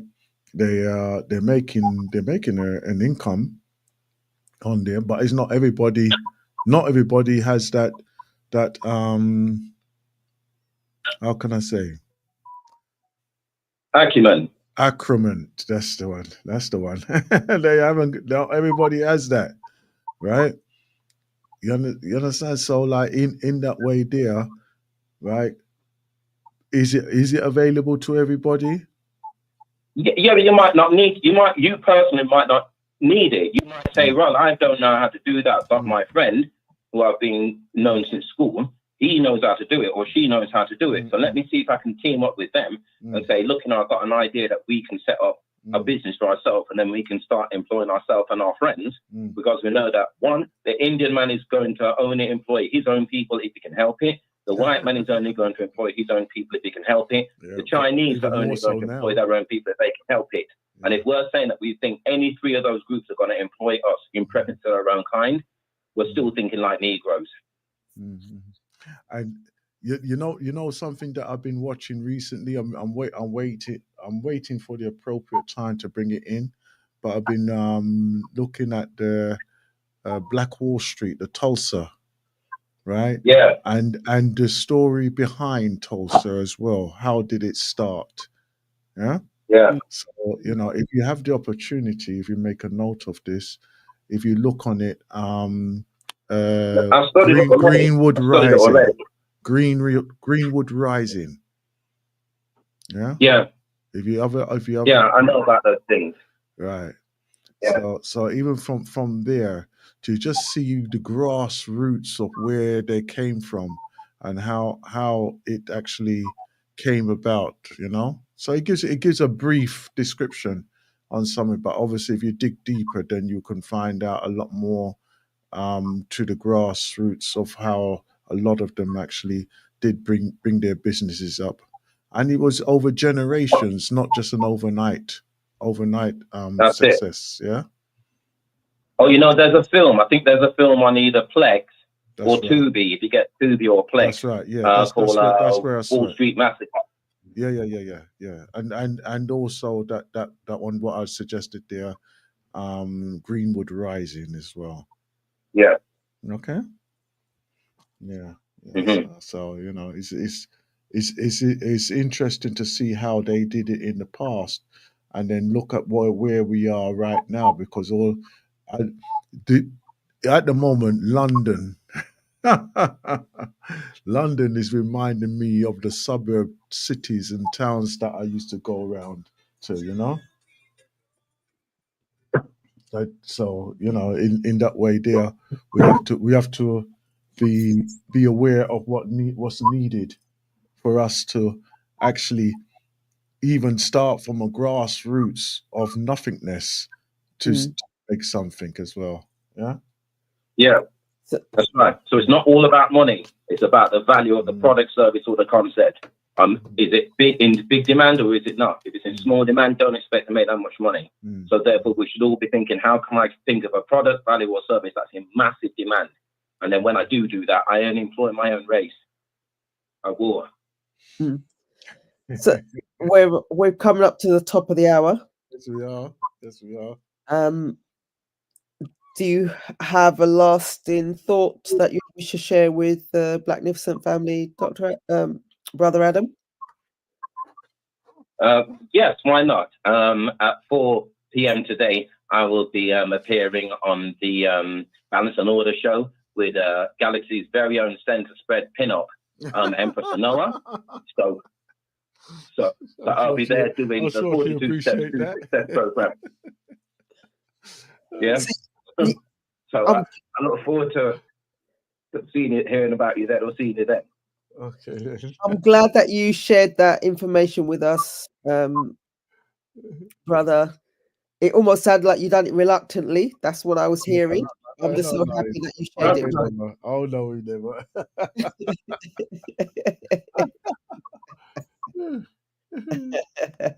Good one. I did like that one. Brother Akram, are you still with us? No. Brother Akram's just gone off as well. I thought it had gone off. So we've had some interesting conversations. We started talking about sport and the Super Bowl, and it was more around not necessarily the sport itself, but the focus, the achievement, the I'm not going to give up. I'm not necessarily going to allow someone else's media and past successes to stop me from getting what I choose to and I want to do.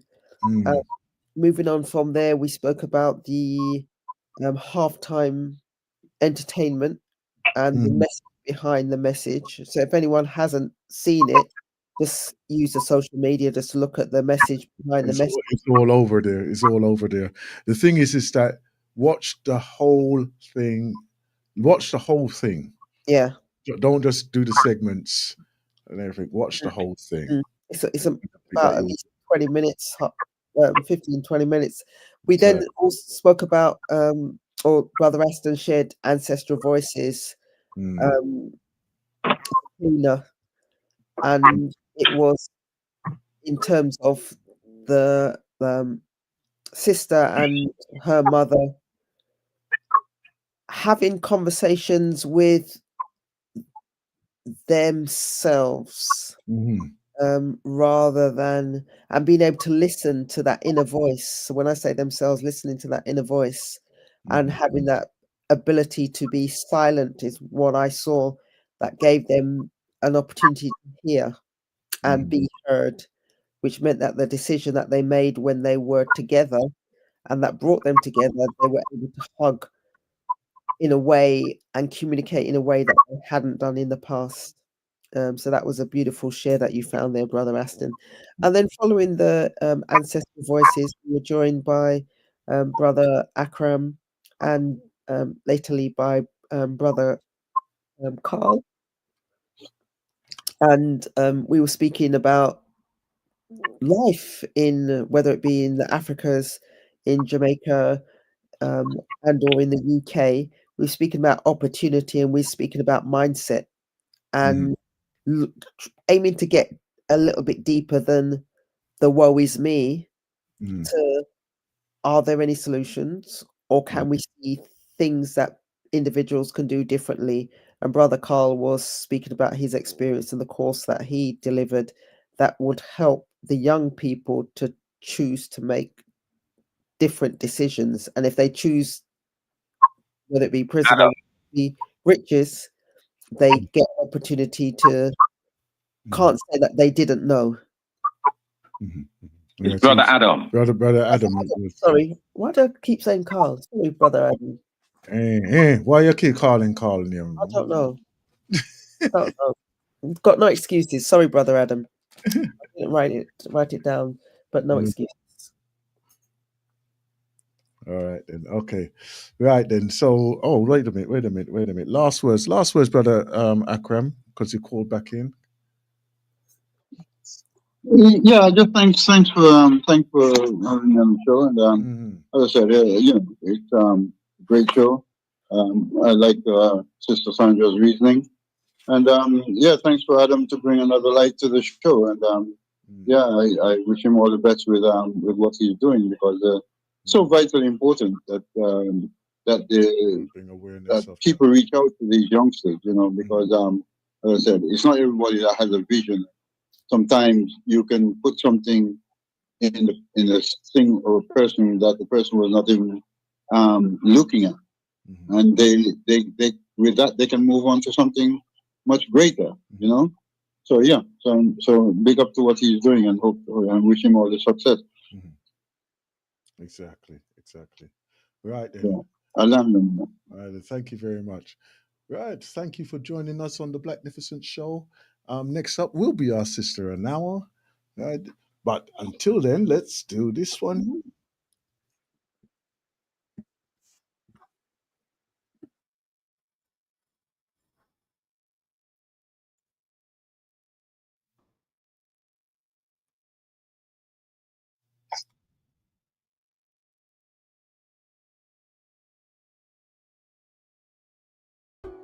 Come on, Trey.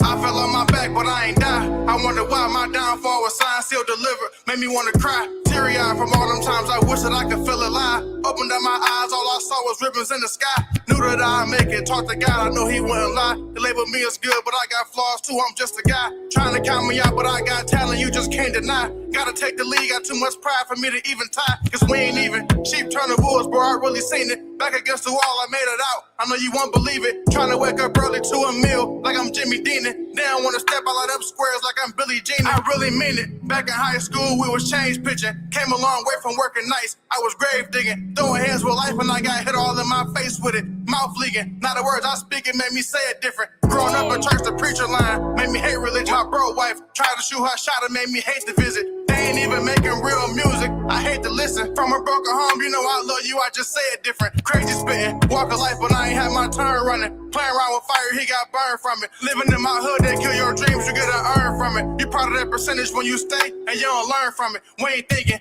Time set them hard, made them start drinking. Life started passing by, but Maxwell wasn't doing singing. Two wrongs don't make it right, but sometimes it make it even. Embrace all my shortcomings, now they saying I'm conceited. I know we all need love, don't we? Yeah, I know we all need love. I say we all need love, don't we? know we all need love. Yeah, I know I need love. I lost who I was. Trying to find myself, I went and sat inside them clubs. I know I need love. I know I need a hug. Only time they open arms when they trying to send slugs. I be chilling in my hood and they be feeling like an op. Like he jumped in that beef and he ain't know it. Then he got shot. Surrounded by that smoke, he got the feeling of a hot box. I called for that oop. I watched him dribble out that shot clock. I ain't never had no thoughts of killing, or you know I'm lying. Difference is I got mouths to feed, so I control my mind. Knowing if I go crash, they gon' fall. That's over time. All their faces changed the first time they ever heard me rhyme. Said I couldn't make it, but I ain't listen. I had hope in mind. Invested in their dreams, but they ain't never had no hope in mind. Trauma from my past left me crushed. I ain't even whine. Put my faith in God and I watch everything fall in line. It's so divine. I sit, look at life and I just cherish it. Evil thoughts. I know if I act, I'll be perishing. My granddad, he died when I was young. It was the scariest. He couldn't pass that torch down. I picked it up and I carried it. I said we all need love, don't we?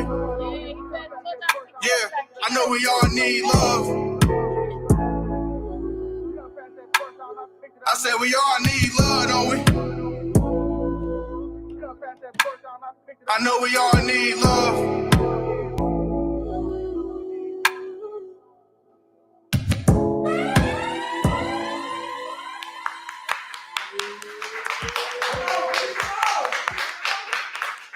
That's definitely that real shit. That's a song that you'll have to go back and listen to more than once to really hear what you're saying.